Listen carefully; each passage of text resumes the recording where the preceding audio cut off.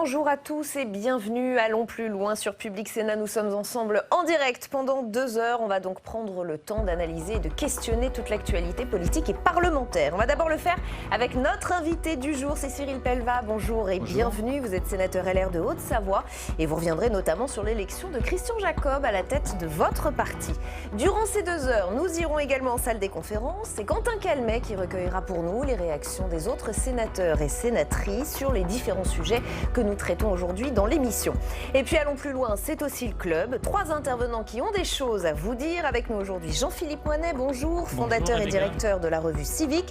Et vous reviendrez justement sur cette élection du nouveau patron des LR. Oui, qui a clarifié quand même une ligne politique fermement. Avec des enseignements que vous tirerez avec nous sur ce plateau. Marie Brémaud fait aussi partie du club, c'est notre spécialiste Europe. Bonjour Marie, pas mal d'actualités sur l'Europe cette semaine et aujourd'hui en particulier. Une semaine très européenne pour le président Macron, une semaine très importante pour l'Union. Et vous nous expliquerez tout cela dans un instant. Enfin dans le club, Marie-Pierre Bourgeois. Marie-Pierre, bonjour, notre chroniqueuse des livres politiques. Zoom sur celui de Bernard Cazeneuve aujourd'hui. Bernard Cazeneuve ou le sosie d'Éric Ciotti. Oh là, quel teasing, on a hâte de savoir. On vous retrouve dans quelques minutes. Dans une demi-heure, Sénat en clair, retour sur une très vive et très sensible polémique autour du voile des accompagnatrices de sortie scolaire. Elle fait suite à une scène filmée en séance de conseil régional. Dès le mois de mai, la droite sénatoriale avait voulu durcir la loi sur ce point. Le gouvernement, lui, est plutôt ambigu. Si vous avez envie de réagir sur Twitter, n'hésitez pas, il y a le hashtag ALPL. Mais avant de parler de tout cela, cette élection, donc, d'un nouveau patron à la tête des LR, c'est Christian Jacob qui prend les commandes d'un parti plutôt mal en point, on peut le dire. Peut-il reconstruire la droite et surtout quelle droite? Je vous ferai réagir dans un instant. Cyril Pellevat, d'abord retour sur les résultats et les réactions avec vous. Marie Brémaud, vous y étiez hier soir et avec Jordan Klein. Bravo. Salut. Félicitations. Le voilà, le grand vainqueur annoncé de cette soirée électorale. Christian Jacob est élu dès le premier tour avec 62% des voix. Son arrivée anime quelque peu le siège des Républicains. Je veux consacrer les 2 ans et demi qui nous séparent de l'élection présidentielle pour redonner une partie de ce que j'ai reçu à ma famille politique et en tout cas le faire avec toute la conviction et l'engagement qui est le mien. Ce fidèle chiracien entré en politique il y a plus de 35 ans prend donc la tête des LR et ce soir il semble y avoir une satisfaction, la participation. Personne n'imaginait que nous arriverions à 62 000 militants participant à cette élection avec 47%. Ça montre que nous avons une base militante forte et motivée. On remarque ce soir 2 grands absents. Les 2 autres candidats malheureux, Guillaume Larrivé et Julien Aubert, n'ont pas fait le déplacement. Dans toutes les bouches des quelques cadres présents, l'objectif, le rassemblement. Rassembler d'abord ceux qui sont encore là et puis essayer de faire revenir les autres. Il faut faire En tout cas, il faut arrêter l'hémorragie. Au jour d'aujourd'hui, quand on regarde le nombre d'adhérents, le nombre d'élus qui sont partis, c'est insupportable si on veut rester une grande famille politique qui joue dans la cour des grands. Un appel du pied à Valérie Pécresse ou Xavier Bertrand, ou dernièrement Jean-Pierre Raffarin qui a pris ses distances. Mais qu'est-ce qui rassemble la droite française? Pour Guillaume Pelletier, il faut parler avant tout du projet. C'est qu'est-ce que nous avons à dire aux Français? Comment la droite va à nouveau penser par elle-même et proposer à nos compatriotes un chemin nouveau et alternatif à Emmanuel Macron et à Madame Le Pen. Allez. Tâche ardue qui attend Christian Jacob à 2 ans et demi de l'élection présidentielle. Les appétits s'aiguisent déjà. Il va lui falloir rassembler certes, mais aussi faire taire les égos et les ambitions, au moins pour quelque temps. Allons plus loin donc avec vous, Cyril Pellevat, bienvenue. Vous êtes sénateur LR de Haute-Savoie, vice-président de la Commission des Affaires européennes. Merci d'avoir accepté notre invitation. Vous êtes heureux que ce soit Christian Jacob qui soit élu à la tête de LR? C'est une mauvaise page qui se tourne enfin du côté de votre parti? Oui, écoutez, heureux parce que je l'avais parrainé, donc bien évidemment on est content du résultat. Par rapport au parti, c'est fait 7 ans maintenant qu'on a des hauts et des bas, donc maintenant on accueille cette élection avec un soulagement. On voit qu'on a des motifs de satisfaction avec une participation qui a été relativement haute, avec 62%, et une majorité qui est claire pour Christian Jacob. On l'a entendu parler d'une équipe renouvelée à l'avenir. Lui-même est un ancien ministre de Jacques Chirac. C'est renouvellement ou continuité? Écoutez, je pense qu'on avait besoin aujourd'hui de rassurer les adhérents du haut niveau des partis Les Républicains. Donc c'est bien d'avoir quelqu'un, une figure qui apaise, qui rassemble, et il l'a montré. Enfin, en tout cas, il souhaite le rassemblement, y compris des personnes qui aujourd'hui ne sont plus dans notre famille politique.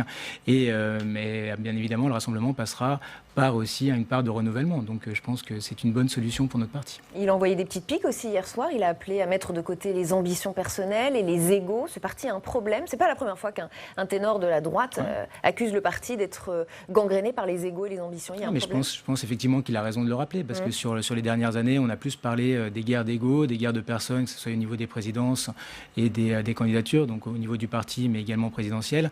Et effectivement, on a été inaudible sur les projets, sur les idées. Donc là, bien évidemment, sur les 2 ans et demi qui restent, il faudra qu'on travaille sur une ligne politique qui soit claire et qu'on puisse après la porter pour les élections présidentielles. On l'a entendu ce matin également se prononcer fermement contre le système des primaires à droite. Trop de divisions pour lui avant un éventuel rassemblement. Il préfère qu'on rassemble tout de suite. Vous êtes d'accord avec lui ? Oui, je suis d'accord avec lui. Évidemment, on a vu que les primaires n'ont pas été une réussite pour notre parti politique. D'ailleurs, on le voit encore actuellement avec des clans sur ceux qui ont soutenu Juppé, Le Maire et j'en passe. Donc là, il faut mettre vraiment tous les égos de côté et rebasculer et repartir sur un projet. Après, les primaires, il faudra regarder dans la primaire ouverte telle qu'elle avait été faite en 2016. À mon avis, il ne faudra pas renouveler l'expérience, mais peut-être, pourquoi pas, une primaire au sein des adhérents. Là, ça serait peut-être la solution. D'accord. Cyril Pellevat, je vais vous inviter à réagir à d'autres sujets, ceux choisis par nos chroniqueurs du jour. C'est l'heure du club d'Allons plus loin.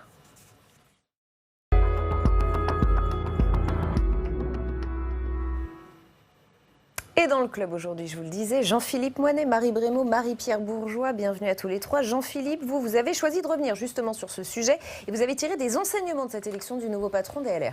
Oui, je tire en fait 2 enseignements majeurs à cette élection. D'abord une vitalité participative sauvegardée, ça a été analysé déjà, et une ligne politique bien clarifiée, me semble-t-il. Avec 61 000 votants, ce mouvement a réussi finalement à éviter une atonie participative qui pouvait le menacer, y compris au sein de l'appareil sortant. On l'a entendu dans le sujet. Les craintes qu'on entendait étaient de ne pas dépasser la barre des 40-50 000 votants. Et avec ce taux de participation qui est modeste, mais enfin qui est un succès important, en tout cas. 47%, ça a plutôt rassuré déjà l'appareil, et alors que la campagne n'était pas vraiment passionnante, pour le moins. En tout cas, elle n'a passionné pas grand monde. Voilà, elle n'a pas passionné grand monde. Le deuxième enseignement qui est plus important, me semble-t-il, est la ligne politique choisie, qui est celle de la clarté. Si Christian Jacob l'a largement emporté dès le premier tour avec 62% des voix, cela a bien sûr un sens très profond pour les adhérents, l'échantillon très représentatif des adhérents LR. Le président du groupe de l'Assemblée a clairement gagné sans faire de campagne tonitruante. Sans provocation. Sans provocation, et finalement a cloué au sol ces 2 challengers, leur laissant quelques excès ou dérives. C'est une ligne en tout cas calmement de droite et fermement républicaine. Un axe, je pourrais dire, chiraco-sarkozyste qui a largement ratissé hier dans les urnes, tranchant avec la ligne précédente quand même de Laurent Wauquiez, disons plus identitaire et national crispé, ligne qui a tenté d'ailleurs de reprendre un challenger, un Guillaume Larrivé, qui a misé, lui, sur une thèse, l'immigration-invasion, des propositions, la suppression du droit du sol, même un référendum pour trancher la question complexe et sensible de l'immigration. Bref, résultat pour lui, 16% des voix LR. Alors, les électeurs, en fait, LR, ont pensé à l'avenir. Et l'avenir de l'opposition au macronisme, c'est quoi ? C'est retrouver une crédibilité, une cohérence de droite affirmée, certes, mais en nette distinction aussi avec le national-populisme de Marine Le Pen, qui agrège quand même 20 à 25% des voix. Alors cette opposition à l'exécutif Emmanuel Macron, Édouard Philippe, a choisi de redresser la tête sans chercher à imiter Le Pen. Les électeurs LR ont vu le danger d'ailleurs. Le risque pour eux, c'est être absorbés par une vorace j'allais dire, mouvance nationale souverainiste que cherche à élargir Marine Le Pen, en laissant d'ailleurs à Marion Maréchal et Éric Zemmour le soin d'occuper le créneau de l'extrême droite identitaire assumée. Alors oui, la ligne Christian Jacob l'a emporté en correspondance finalement avec une certaine sagesse sénatoriale, on pourrait dire. Cette ligne représentée au Sénat par la figure bonhomme mais quand même solide de Gérard Larcher, et le président de l'Assemblée, et puis de Bruno Retailleau, peut-être d'une autre génération, mais souriante mais ferme, lui aussi sur ses convictions. En tout cas, l'homologue de Christian Jacob de la Haute Assemblée peut se satisfaire. Alors, dernier renseignement lié à ce que je viens de dire, c'est les adhérents LR ont aussi très majoritairement compris quelque chose, c'est que les territoires où les élus sont majoritairement LR encore, n'étaient pas tentés du tout par l'agitation, des emportements démagogiques, mais par une tempérance, j'allais dire en même temps, républicaine et pragmatique. C'est pourquoi le bon sens paysan prêté au ministre de Jacques Chirac est largement préféré pour mener la campagne des municipales, finalement. D'accord, mais est-ce que pour autant ce parti LR peut sortir de l'ornière, selon vous? Alors, sortir de l'ornière, les difficultés, on va voir. Remotiver la droite républicaine, rester dans les murs du parti, c'est le premier objectif du nouveau président, sachant que les poids lourds déploient des efforts très visibles en dehors, hors les murs de LR, donc Xavier Bertrand et Valérie Pécresse. Deuxième objectif, renforcer une crédibilité, on l'a vu, on l'a dit, et pour exister et finalement ouvrir une troisième voie entre le duel Macron-Le Pen, l'élargir cette voie. Jusqu'à présent, ce parti était pris en étau, finalement assez étouffé. Alors ce triple objectif, sur lequel Gérard Larcher, comme Bruno Retailleau d'ailleurs, pourront aisément rejoindre et peut-être même devancer Christian Jacob. C'est tout l'enjeu, ouvrir une troisième voie, Cyril Pellevat. C'est toute la question qui va se poser pour le parti de droite. Oui, bien évidemment. On le voit qu'aujourd'hui, on veut nous enfermer sur un duel, y compris, du moins aux élections présidentielles, entre le Rassemblement national et la République en marche, vous l'avez rappelé. Simplement, nous, ce qu'on voit, c'est qu'au niveau des gens qui ont voté pour nous par le passé, qui sont peut-être un peu détournés de nous, que ce soit sur les dernières élections, que ce soit européennes ou présidentielles, ils ont envie de revoir une droite forte, ils ont envie de revoir une droite qui existe. Et quelque part, il suffit qu'on aille leur parler et quelque part d'éviter les tabous. Donc on a effectivement notre carte à jouer, après à voir comment on va l'articuler sur les prochains jours avec la présidence de Christian Jacob. Cette carte à jouer, elle se joue dans les territoires, d'après vous? C'est là d'ailleurs que le bas blesse pour la République en marche, donc c'est peut-être là la fenêtre de tir pour LR? Oui, bien évidemment. Enfin, c'était rappelé, nous sommes majoritaires sur les territoires, aussi bien au niveau des villes qu'au niveau des départements, régions. Donc, oui, mais c'était avant le tremblement de terre Macron, j'ai envie de dire. Oui, mais je veux dire, on a quand même des élus qui sont très impliqués sur leur territoire et on le voit, il y avait une volonté de Macron de pouvoir récupérer tout un tas de villes, etc. Les ambitions ont été revues à la baisse et on voit que nos élus républicains sont bien ancrés. Donc, bien évidemment, l'objectif... Ils sont bien ancrés, mais ils mettent leur drapeau LR parfois dans la poche, pas très visible.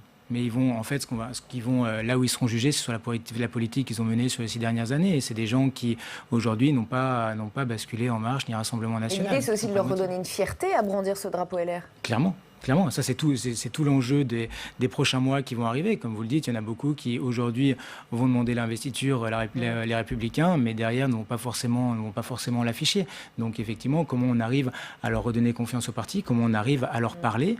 Et comment on arrive du coup à faire adhérer la population. Vous êtes d'accord avec l'expression de Jean-Philippe Moinet sur Christian Jacob, une ligne calmement de droite et fermement républicaine, un axe chiraco-sarkozyste? C'est exactement ça ou pas? Oui, je suis d'accord avec l'expression, bien sûr. Ouais, ça vous parle. Oui, il a d'ailleurs beaucoup ça vous parlé. Ça vous change de Laurent Wauquiez? Sur le... Je pense que oui, ça change de Laurent Wauquiez, qui avait vraiment une politique qui était ferme et on lui a assez, pour le coup, reproché sur les derniers mois. Et le fait d'avoir, vous l'avez aussi dit, un peu une figure qui rappelle Larcher, plutôt la bonhomie, plutôt le rassemblement, aujourd'hui, bien évidemment, change et nous donne confiance pour l'avenir. Allez, on continue. Marie Brémaud, c'est à vous, notre spécialiste Europe. Ça vous concerne aussi, c'est un sujet qui vous intéresse, Cyril Pellevat. Emmanuel Macron a ouvert une séquence européenne et il reçoit de très nombreux visiteurs sur le sujet. Ça discute à tout va, car il faut bien avancer sur la candidature française à la Commission européenne, le Parlement européen ayant rejeté Sylvie Goulard. Le président français, après la stupeur et le mécontentement à l'Élysée, ont dit que le président craint un Parlement européen incontrôlable, hostile au projet français et sans majorité positive.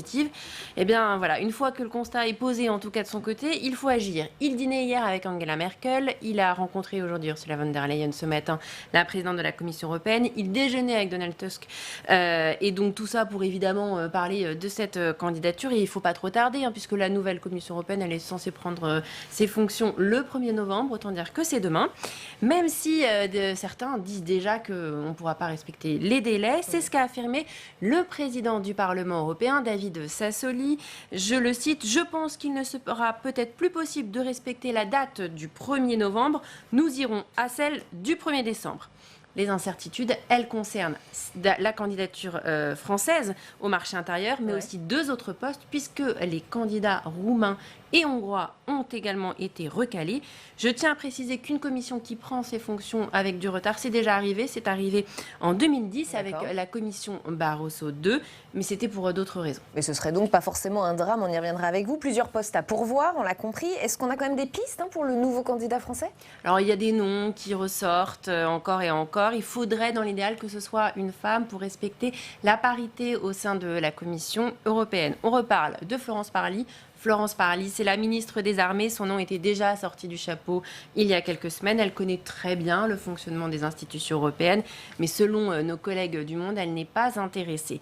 Alors, il y a une autre possibilité, c'est Ségolène Royal. Pourquoi on parle d'elle? Parce que c'est une femme, parce qu'elle est Macron compatible et parce qu'elle avait fait acte de candidature. Mais pour le portefeuille en question, marché intérieur, industrie, défense, pas sûr quelle est la légitimité suffisante. Alors, sinon, du côté des hommes, on parle de Bruno Le Maire, l'actuel ministre de l'économie. Sous Nicolas Sarkozy, il avait occupé le secrétariat aux affaires européennes et il avait plutôt été remarqué dans le cercle européen. On parle également de Michel Barnier, bien sûr, mais le négociateur pour l'Union européenne du Brexit, il est quand même très occupé par ailleurs. Pas fini avec le Brexit, exactement. Et puis il appartient au PPE, le groupe conservateur, qui a en grande partie fait capoter la nomination de Sylvie Goulard. C'est compliqué. Il y a encore d'autres noms qui circulent, des personnalités moins connues, mais peut-être plus en général, ça veut dire qu'on n'en sait rien. Exactement. Parce qu'il faut quand même avoir un certain poids politique au sein de la Commission pour peser. Vous le voyez, il n'y a pas de candidat en fait évident. Est-ce que vous, Cyril Pellevat, vous avez des informations ou au moins une préférence? Écoutez, en l'état actuel des choses, j'ai pas d'informations plus que vous. Comme j'écoute aussi les médias et les noms que vous avez cités sont ceux qui ressortent très régulièrement. C'est clair qu'au niveau de la préférence, étant savoyard, connaissant l'expérience européenne, Michel Barnier serait un excellent candidat. Il visait la présidence de la Commission, lui, à la base. Oui, mais bon, je veux dire, aujourd'hui, c'est vrai qu'il il pourrait faire le consensus, aussi bien au niveau du PPE, on voit qu'il a des bons contacts à tous les niveaux, donc pour nous, ce serait une bonne solution. D'autant qu'il y a aussi un sujet de compétence sur la défense. Il a été conseiller défense du président Juncker, le président précédent de la Commission européenne, pendant quelques années, avant d'être le monsieur Brexit.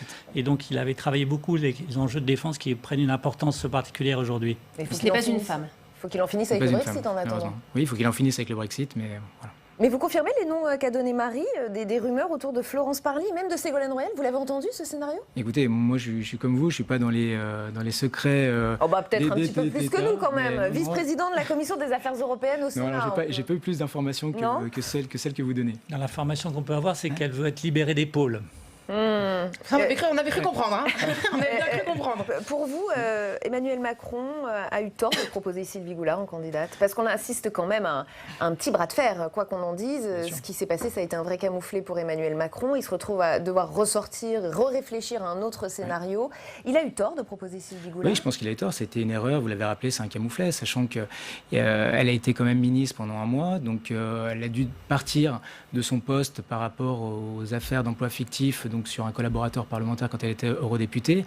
Et on voit qu'aujourd'hui, l'affaire n'est pas traitée et du coup, il la repropose. En plus de ça, on avait aussi les activités de consulting pendant son mandat, ce qui fait quand même un peu beaucoup. Et quelque part, derrière tout ça, outre l'erreur de le proposer, on a quand même des inquiétudes pour la France et on voit que notre pouvoir au sein de l'Union ou notre force de persuasion au sein de l'Union européenne en prend un coup et on voit qu'on n'est toujours pas calé, il n'y a pas de noms qui sortent et il n'y a rien non plus qui sort sur les entretiens qu'il a eu aujourd'hui avec la présidente, hier avec Angela Merkel. Donc on est dans une position qui est quand même difficile pour la France. Et les relations se tendent. L'Élysée a accusé la Commission européenne de faire de la politique. Vous êtes d'accord, vous? Il y a un peu trop. Il y a une affaire politique derrière tout cela, derrière le refus de Sylvie Goulard. On a voulu dire à Emmanuel Macron quelque chose d'autre que sur sa candidate. J'imagine qu'on fait un peu payer à Emmanuel Macron ses prises de position, notamment pour la présidence. C'est le camouflet qui a pu être imposé aux candidats proposés par le PPE. Maintenant, je trouve que la Commission est dans son rôle. Aujourd'hui, il y avait des doutes. Il y a des interrogations qui n'ont pas été répondues, notamment sur son emploi de consulting et toujours par rapport à l'affaire sur l'emploi considéré comme fictif. Donc, elle n'a pas forcément fait de la politique. Un tout petit mot de ce Brexit. Jeudi et vendredi prochain, il va y avoir un Conseil européen. A priori, on dit que c'est le Conseil de la dernière chance pour avoir un Brexit avec accord. Écoutez, ça fait à peu près un an qu'on dit la même chose. Maintenant, on attend de voir. J'ai pas plus d'éléments, mais à chaque fois, on essaye. Ce qui est sûr, c'est qu'on espère qu'on trouvera un accord, quoi qu'il arrive, et qu'on n'aille pas vers un no deal. Marie-Pierre Bourgeois, on enchaîne avec vous dans le club. Vous lisez donc tous les livres politiques pour nous. Et ce week-end, c'est celui de Bernard Cazeneuve que vous avez lu. Bernard Cazeneuve prend la plume pour raconter ses mois à Beauvau et ses quelques semaines à Matignon à la fin du quinquennat de François Hollande. Un livre très très sérieux qui s'appelle Chaque jour compte, dans lequel il raconte les coulisses du pouvoir soumis à l'épreuve du terrorisme. Alors attention, la liste des événements malheureux est longue à laquelle il a dû assister. Charlie Hebdo en janvier 2013, l'attentat terroriste de Nice en 2014, les attaques de Paris en novembre 2015. Il est à chaque fois en responsabilité pendant toutes ces graves épreuves pour le pays. Il en tire un constat assez terrible. Quand il est nommé Premier ministre, quelques jours après que François Hollande ait renoncé à se présenter à la présidentielle en 2017, il dit « Matignon, dans les premières impressions, dans les premiers moments, laisse une impression étrange, sans administration et sans levier de commande, à part le secrétariat général du gouvernement, un pouvoir presque donc sans influence pour lutter contre le terrorisme. » Bernard Cazeneuve qui a plutôt l'image d'un homme à la tête froide, ce qui ne l'empêche pas de craquer parfois face à certaines situations. Alors c'est vrai que c'est un homme qui a l'image très pudique, voilà, quelqu'un d'assez froid, et pourtant même lui peut fondre l'armure dans des moments très difficiles. Par exemple, il y a un passage qui est assez compliqué, moi j'ai trouvé en tant que lectrice à lire, dans lequel il parle d'un chef d'entreprise près de Grenoble qui a été décapité par l'un de ses salariés en juin 2015, donc un ancien salarié radicalisé. Il dit « Je me revois sur le parvis de l'église, suivant en impalant une famille détruite, je me sens alors impuissant à retenir mes larmes. » Oui, des moments très difficiles. Des moments très durs, et donc on le comprend bien dans ce contexte-là, le livre n'est pas aux petites phrases, et par ailleurs c'est pas franchement la nature de Bernard Cazeneuve. Pourtant, il se paye malgré tout le luxe d'égratigner son successeur Christophe Castaner, qui lui aussi malheureusement voit de très près le terrorisme. Alors il raconte un épisode, peut-être que vous vous le rappelez, de Germanwings, ce crash d'avion en 2015 avec ce pilote suicidaire. Il y a Christophe Castaner dans l'hélicoptère pour aller sur place. Christophe Castaner à l'époque il est député. Il est donc dans l'hélicoptère qui survole la zone où on voit les débris de cadavres. Et il est là, il tweet, il fait des photos. Donc ça étonne beaucoup Bernard Cazeneuve qui trouve que c'est pas vraiment à la hauteur de la situation d'un député. Alors en visant Christophe Castaner, il n'est pas malgré tout interdit de penser que c'est peut-être Emmanuel Macron que Bernard Cazeneuve a en tête. Il y a d'ailleurs un passage qui fait sourire dans le livre, il n'y en a pas beaucoup d'ailleurs. Vous avez Emmanuel Macron qui à l'époque est à Bercy, rentre de week-end, donc il est en short et en basket. Et figurez-vous qu'en bas de chez lui, il y a des photographes qui l'attendent. Il n'a pas très envie de se montrer dans cette tenue-là. Il appelle donc Bernard Cazeneuve qui gentiment lui propose de venir passer la nuit à Beauvau pour se changer. Malgré tout, Bernard Cazeneuve le sermonne. L'État est tout et nous ne sommes rien. Méfie-toi du reflet de ton image et n'oublie jamais qui t'a nommé, à savoir François Hollande, bien sûr. Pas sûr qu'Emmanuel Macron ait forcément entendu le conseil. Non, il n'a pas entendu. C'est effectivement l'opposition de deux mondes. C'est frappant avec ces deux anecdotes que vous venez de raconter. Bernard Cazeneuve, lui, qui reste très attaché à l'ancien président. Alors ça, c'est intéressant. Il n'oublie pas du tout l'ancien président du Parti socialiste.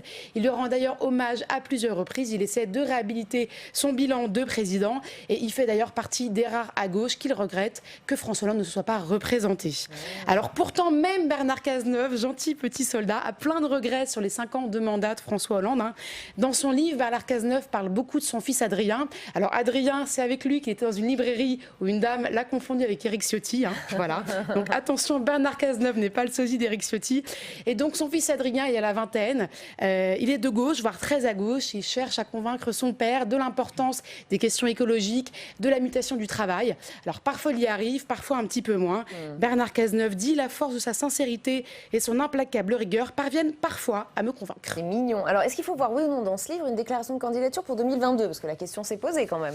Alors moi c'est ça qui m'a un petit peu étonné dans ce livre, c'est qu'on a beaucoup dit ces derniers temps que Bernard Cazeneuve aurait des ambitions pour 2022. Moi je les ai pas bien vues. Dans le livre il n'y a pas l'once d'un début de programme. Et honnêtement on a même l'impression que c'est presque un testament politique. On a l'impression d'un Bernard Cazeneuve qui regarde vers le passé et pas du tout vers l'avenir. Plutôt une fin de carrière politique. Cyril Pellevat, qu'est-ce que ça vous inspire ? Écoutez, pas grand-chose. N'attendez pas Bernard Cazeneuve. Non, malheureusement, j'ai pas eu l'occasion de... Maintenant que le LR est sauvé, il faut sauver le PS. Alors écoutez, moi je pense qu'effectivement, il faut qu'on puisse avoir un PS qui renaisse de ses cendres comme on peut l'avoir au niveau des Républicains et qu'on arrête d'avoir seulement 2 partis et de laisser tout à la République En Marche et au Rassemblement National. Donc bien évidemment, pour qu'on ait une démocratie qui marche, il faut qu'on puisse avoir un PS qui remonte et les Républicains qui remontent. Vous aussi, vous souhaitez la renaissance du Parti Socialiste. Mais je souhaite qu'on ait les débats d'idées et bien évidemment, le PS a toute sa place en France dans le débat d'idées. Encore un tout petit mot de Bernard Cazeneuve. Il faisait un meilleur ministre de l'Intérieur que Christophe Castaner. Écoutez, je vais pas dans jouer, le style. Écoutez, en tout cas, des relations qu'on a pu avoir en tant que parlementaire, moi je préférais Bernard Cazeneuve, bien évidemment. Dans vos relations au quotidien? Oui, et puis sur la personnalité, effectivement, sur la gestion de crise qu'il a pu mener par rapport à ce qu'on a pu voir la semaine dernière avec Castaner. Donc je pense que c'était quelqu'un qui était plus, on va dire...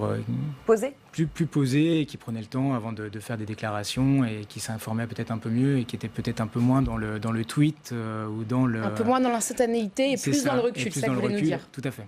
Et ben voilà, c'est dit.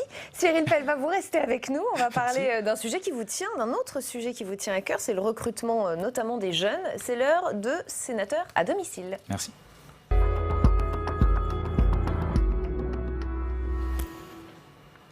Alors, les équipes de Public Sénat vous ont suivi toute une journée dans votre circonscription, la Haute-Savoie, où vous êtes confrontés au problème du recrutement des jeunes sur des métiers extrêmement pointus, très qualifiés.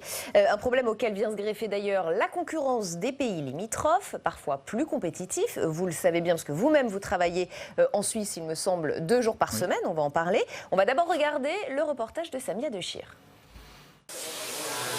Nous sommes en Haute-Savoie, dans la vallée de l'Arve, le cœur du décolletage. Le décolletage consiste à obtenir, en partant d'une barre de métal, par enlèvement de matière, des pièces qui vont aller dans divers domaines, automobiles, aéronautiques. Mécanique de précision, le décolletage emploie aujourd'hui 6000 personnes en Haute-Savoie, terre d'élection du sénateur Cyril Pellevat. Mais la filière n'attire plus assez d'étudiants. Chaque année, ce centre de formation de Cluses forme une vingtaine de techniciens en apprentissage, trop peu pour les 500 entreprises de la vallée. On pourrait en former plus parce que la structure permettrait de le faire, il faudrait trouver des formateurs supplémentaires. Les entreprises seraient demandeuses, mais il y a un vrai frein psychologique lié à l'image globale de l'industrie. Un frein psychologique lié à la mauvaise réputation des filières techniques dans l'enseignement. Il faut faire clairement évoluer les mentalités.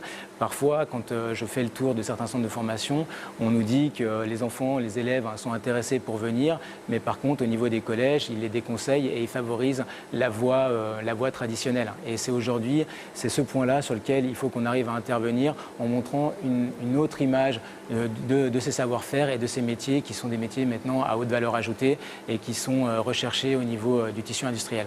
Ceux qui choisissent cette voie n'auront pourtant aucun mal à trouver un emploi, rémunéré 1 500 à 2 000 euros net en début de carrière. Dans la vallée de l'Arve, les entreprises s'arrachent les quelques apprentis formés chaque année. D'autant que la proximité de la Suisse, à moins d'1 heure de route, attire beaucoup de candidats. Nous sommes une entreprise familiale de 130 ans. Nous avons par exemple des pièces pour le marché aéronautique.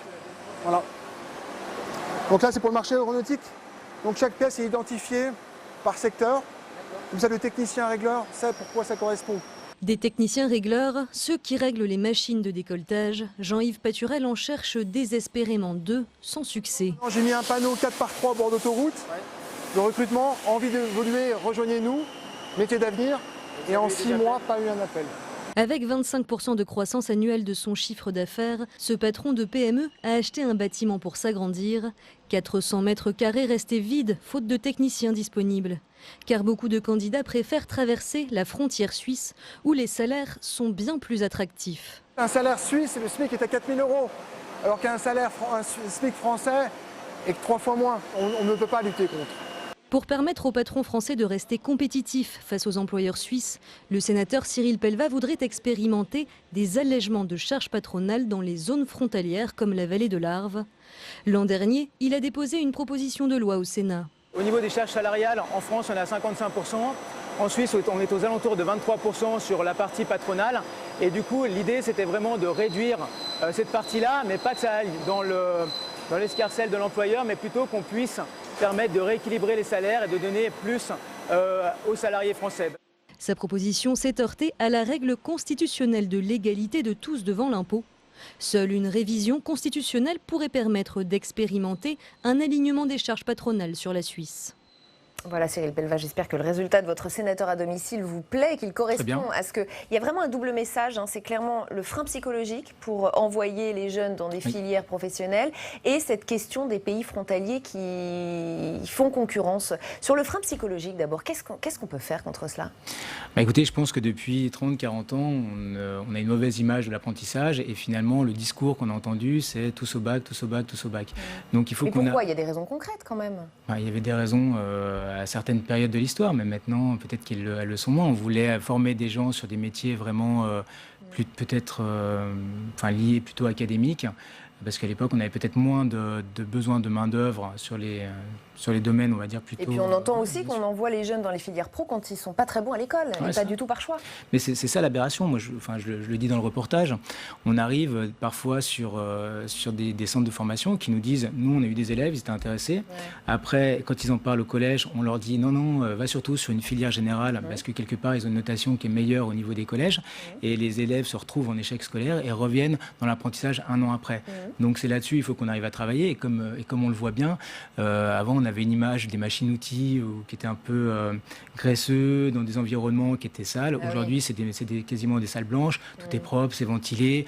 C'est des métiers qui permettent des évolutions et qui sont à forte valeur ajoutée et dans lesquels on est sûr de trouver de l'emploi. Et la question de la concurrence des pays frontaliers, vous connaissez bien, je disais que vous travaillez en Suisse. Qu'est-ce qu'on peut faire contre ça ?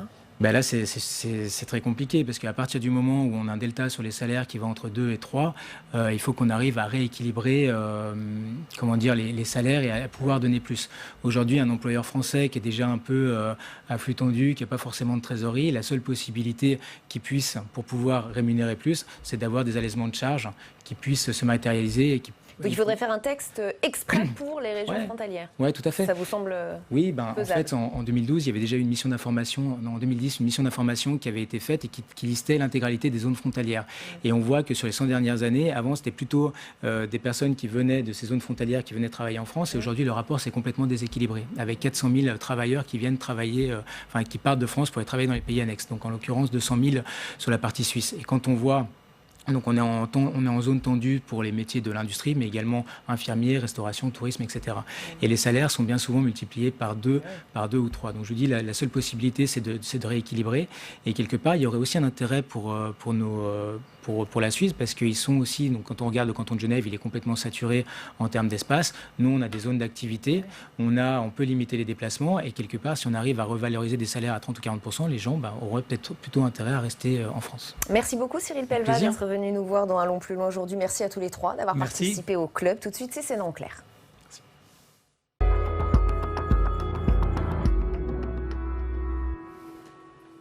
Et dans Sénat en clair, aujourd'hui, on va s'arrêter sur la question du voile des accompagnatrices scolaires. En mai dernier, le Sénat avait voté l'interdiction du port de signes religieux ostentatoires pour les accompagnants. L'amendement avait été retoqué, mais le sujet revient sur la table. Une scène a fait scandale ce week-end sur les réseaux sociaux notamment et relancé un débat qui semblait pourtant en sommeil. Alors, que dit la loi en l'état ? Réponse avec Cécile Sixou. Je vais vous demander, s'il vous plaît, au nom de nos principes laïques, de bien vouloir demander à l'accompagnatrice qui vient de rentrer dans cette salle de bien vouloir retirer son voile islamique, s'il vous plaît. Cette femme prise à partie par un élu RN qui accompagnait la classe de son fils lors d'une visite scolaire, avait-elle le droit de porter le voile ? Oui, répond le juriste Jean-Philippe de Rosier, car aujourd'hui, si la loi interdit le port du voile dans les écoles, autant pour les élèves que pour le personnel, elle ne concerne pas les accompagnants scolaires.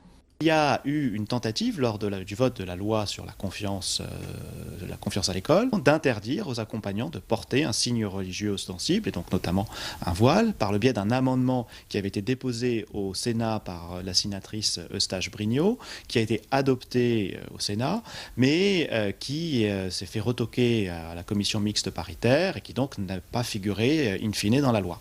Aujourd'hui, le port du voile est réglementé en France. Depuis 2010, il est strictement interdit de porter le voile intégral, celui qui cache complètement le visage dans les lieux publics, un acte passible d'une amende de 150 €. Dissimuler son visage, que ce soit pour raisons religieuses ou non, est une barrière dans la communication et également pour des raisons de sécurité publique et justifier cette interdiction dans une société démocratique. Le port du voile traditionnel est lui autorisé dans la rue, dans les transports et dans les lieux publics, mais réglementé dans le cadre du travail. Pour les agents publics soumis au principe de laïcité, il est interdit. Dans le privé, en revanche, chaque entreprise peut poser des restrictions, si par exemple le port du voile nuit à l'intérêt commercial ou encore pour des raisons de sécurité. Avec nous pour Sénat en clair, aujourd'hui Sophie Taillé-Polian, bonsoir. Vous êtes sénatrice Génération du Val-de-Marne, rattachée au groupe PS. Jacqueline Eustache-Brinio, bienvenue. Vous êtes sénatrice LR du Val d'Oise. Vous êtes à l'origine d'une proposition de loi tendant à assurer, je cite, la neutralité religieuse des personnes concourant au service public de l'éducation. Nicolas Cadenne, bienvenue à vous également. Vous êtes rapporteur général de l'Observatoire de la laïcité. Et Laurence Taillade, bienvenue à vous également.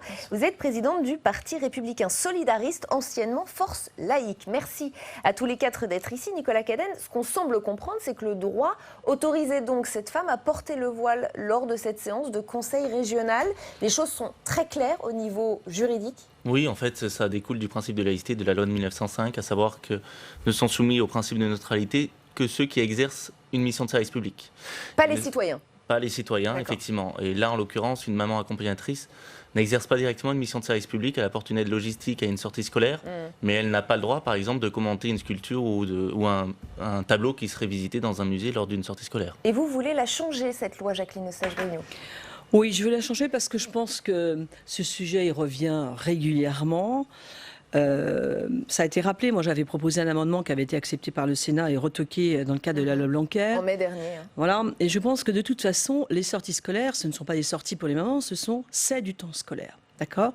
Donc on a imposé une neutralité évidente aux enseignants et aux enfants, avec la loi de 2004. Il n'y a aucune raison qu'aujourd'hui, on n'impose pas ce même principe de neutralité aux accompagnateurs et aux accompagnatrices. Je pense qu'il est grand temps. Si vous regardez ce qui se passe ce week-end avec Extinction, et vous avez raison de rappeler que cette maman avait le droit d'être là, on a à chaque fois le combat de l'extrême droite et des islamistes qui revient. Et chacun auto-alimente l'autre pour exister. Parce qu'il y a de ça derrière. La maman, elle avait quand même pas un petit voile à fleurs. Hein. Elle avait le hijab, la tenue prônée par les frères musulmans. Il faut quand même juste le rappeler. Donc à chaque fois, si vous voulez, on a ce combat où l'extrême droite fait du buzz politique, les islamistes font de la victimisation permanente derrière. Donc on arrête, on prend les enfants en otage. Ce sont les enfants de la République dont on a aujourd'hui, qu'on doit prendre en charge. Donc, il faut arrêter ça. Cette neutralité, elle s'impose. Aujourd'hui, la plupart des Français sont majoritairement pour ce texte, pour qu'on en sorte, pour qu'on ne fasse pas le jeu des islamistes et de l'extrême droite. Et je pense qu'il est grand temps que le gouvernement, c'est celui-là, et donc le droit et la loi. Voilà, le droit, la loi, et comme ça, on ne laisse pas les enseignants dans une espèce de flou, on leur recommande, ah oui, ça serait mieux qu'elles ne soient pas voilées, mais non. Les enseignants, il y a un texte, il s'applique, et on n'en parle plus. Voilà, je pense que ça, c'est extrêmement important. La laïcité doit s'imposer partout, et en premier à l'école républicaine. C'est un front républicain. Voilà. Oui, bah écoutez, moi je trouve que je ne suis pas du tout d'accord avec madame. Ça m'aurait étonné. Je pense effectivement que c'est vous, madame, qui faites le jeu de l'extrême droite. J'en suis d'ailleurs sincèrement extrêmement désolée de voir que un certain nombre de partis républicains font le jeu de l'extrême droite lorsqu'ils viennent sur ce terrain où en réalité il n'y a pas de problème. Parce que faire cette proposition, cela réveille un débat qui n'existe pas, parce que les sorties scolaires, on le sait, les parents sont là en tant que parents dans leur individualité propre. On ne va pas leur demander de se neutraliser, d'être, je dirais, de ne plus être eux-mêmes. Ils sont là en tant que parents, que maman, que papa. Ils sont là pour aider à traverser la rue, monter dans le bus. Et quel enfant comprendrait que son père ou sa mère s'habille différemment pour venir à la sortie scolaire? Et moi, je crois au contraire qu'il faut créer les conditions pour que l'école soit ouverte sur la société, et que des sorties scolaires puissent être organisées. Pour ce faire, on demande souvent aux parents leur aide pour assurer l'encadrement des enfants, notamment sur la voie publique, pour empêcher des accidents. Donc, pour ma part, je trouve que là, il s'agit d'une stigmatisation, et que on pose toujours la question un peu pour les mêmes. Moi, je regrette vraiment, je trouve ça absolument scandaleux. Et pour cet enfant, je trouve ça d'une tristesse énorme qu'on puisse renvoyer cette image de la France aux enfants. Parce que c'est ça dont il est question aujourd'hui. La France, c'est la laïcité, c'est-à-dire c'est la possibilité pour tous dans l'espace public d'exprimer sans prosélytisme qui il est lui-même, qui est son identité. Vous pouvez répéter ce que vous venez de dire? Non, j'ai dit sans prosélytisme, mesdames. N'entendez pas ce que vous souhaiteriez entendre. Laurence Taillade, il y a un problème très sinon. concret, c'est que dans certains départements, dans certaines villes, il y a beaucoup de mamans qui portent le voile. Ça veut dire qu'on empêche les enfants de partir en sortie scolaire. Par exemple, vous aurez l'occasion tous de vous exprimer, hein, mais on termine ce tour de table. D'abord, je pense qu'il faut revenir sur la sémantique. On n'a pas des mamans qui accompagnent leurs enfants, on n'a pas une école qui s'ouvre aux parents, on a une école qui est républicaine, laïque et qui accueille des enfants. Et ces enfants, leur premier des droits, c'est d'avoir un enseignement républicain, laïque, avec un encadrement qui va avec. Parce que l'objectif de l'école de la République, je vous le rappelle, c'est l'émancipation de l'individu et la possibilité justement de s'émanciper de son milieu naturel. Or, dès lors que... Je finis parce que je vous ai laissé parler. Milieu naturel. Non, pardon, excusez-moi. Mais... Je vous ai laissé parler sans vous interrompre, mais je peux aussi vous interrompre plus tard. Donc, le problème, il est effectivement là. C'est-à-dire qu'en fait, on considère que finalement, laisser des parents avec des signes ostentatoires religieux en sortie scolaire, c'est quelque chose... C'est ostensible. Ostentatoire, c'est faux, juridiquement. On va jouer sur les mots. Ça n'a pas le même sens.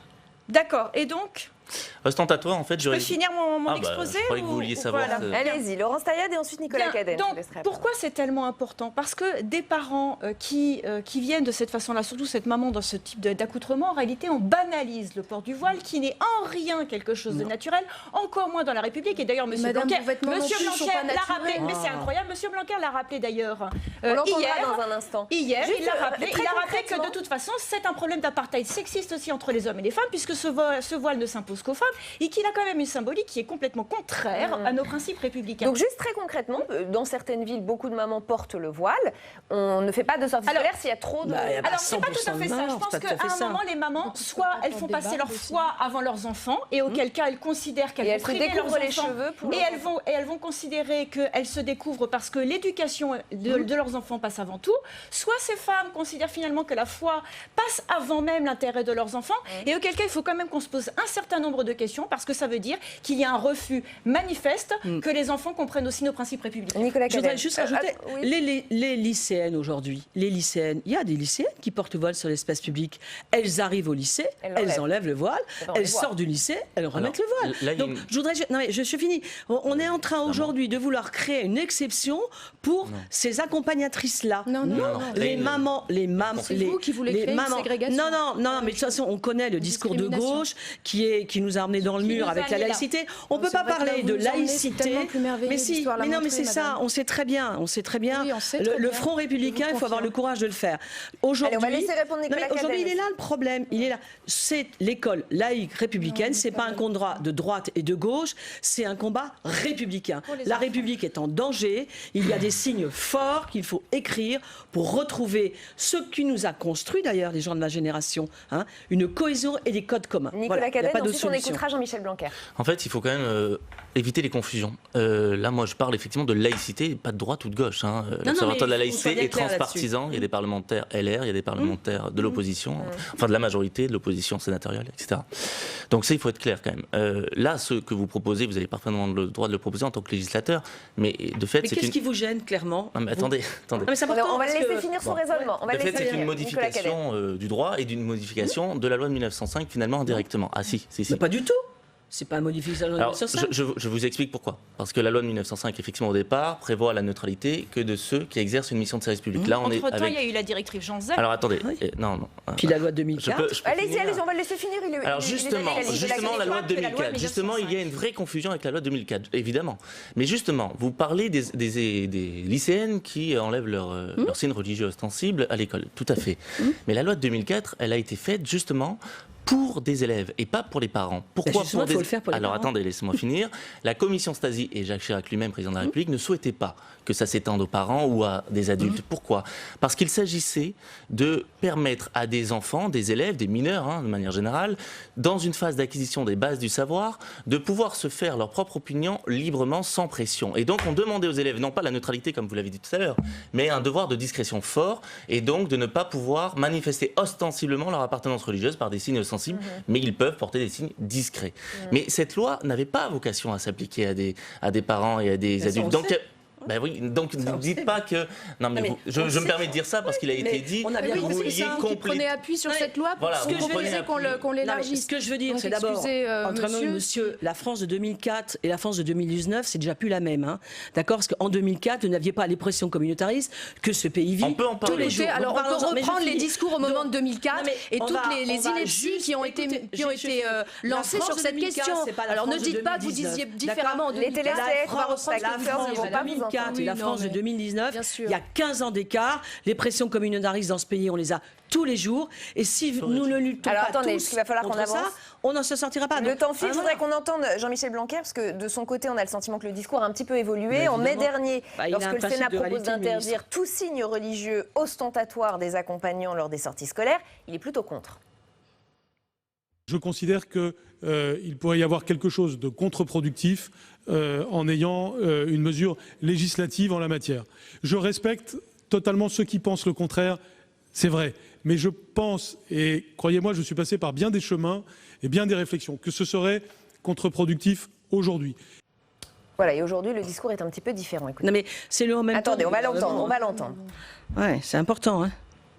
N'interdit pas cela. Par contre, en effet, on peut inciter localement à ce que ça ne soit pas le cas, notamment par le travail d'explication qui doit se passer dans la lignée de ce que je vous disais précédemment, c'est-à-dire qu'il est tout à fait normal d'avoir un dialogue avec les parents d'élèves, d'expliquer à une maman qu'on préfère qu'elle ne mette pas le voile dans une sortie, parce que le voile en soi n'est pas souhaitable dans notre société, tout simplement. C'est pas quelque chose à encourager, c'est pas quelque chose d'interdit, mais c'est pas non plus quelque chose à encourager. Ce que ça dit sur la condition féminine, ce que ça dit n'est pas conforme à nos valeurs, tout simplement. Après, ça veut pas dire que c'est interdit.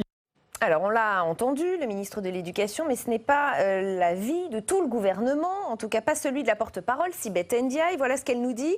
Les sorties scolaires auxquelles j'ai participé ont toujours été des moments positifs parce que vous faites se rencontrer des femmes comme moi et des femmes voilées qui ne vivent pas dans des univers identiques. Vous pouvez avoir des échanges. Alors, y a-t-il une ambiguïté dans le discours officiel?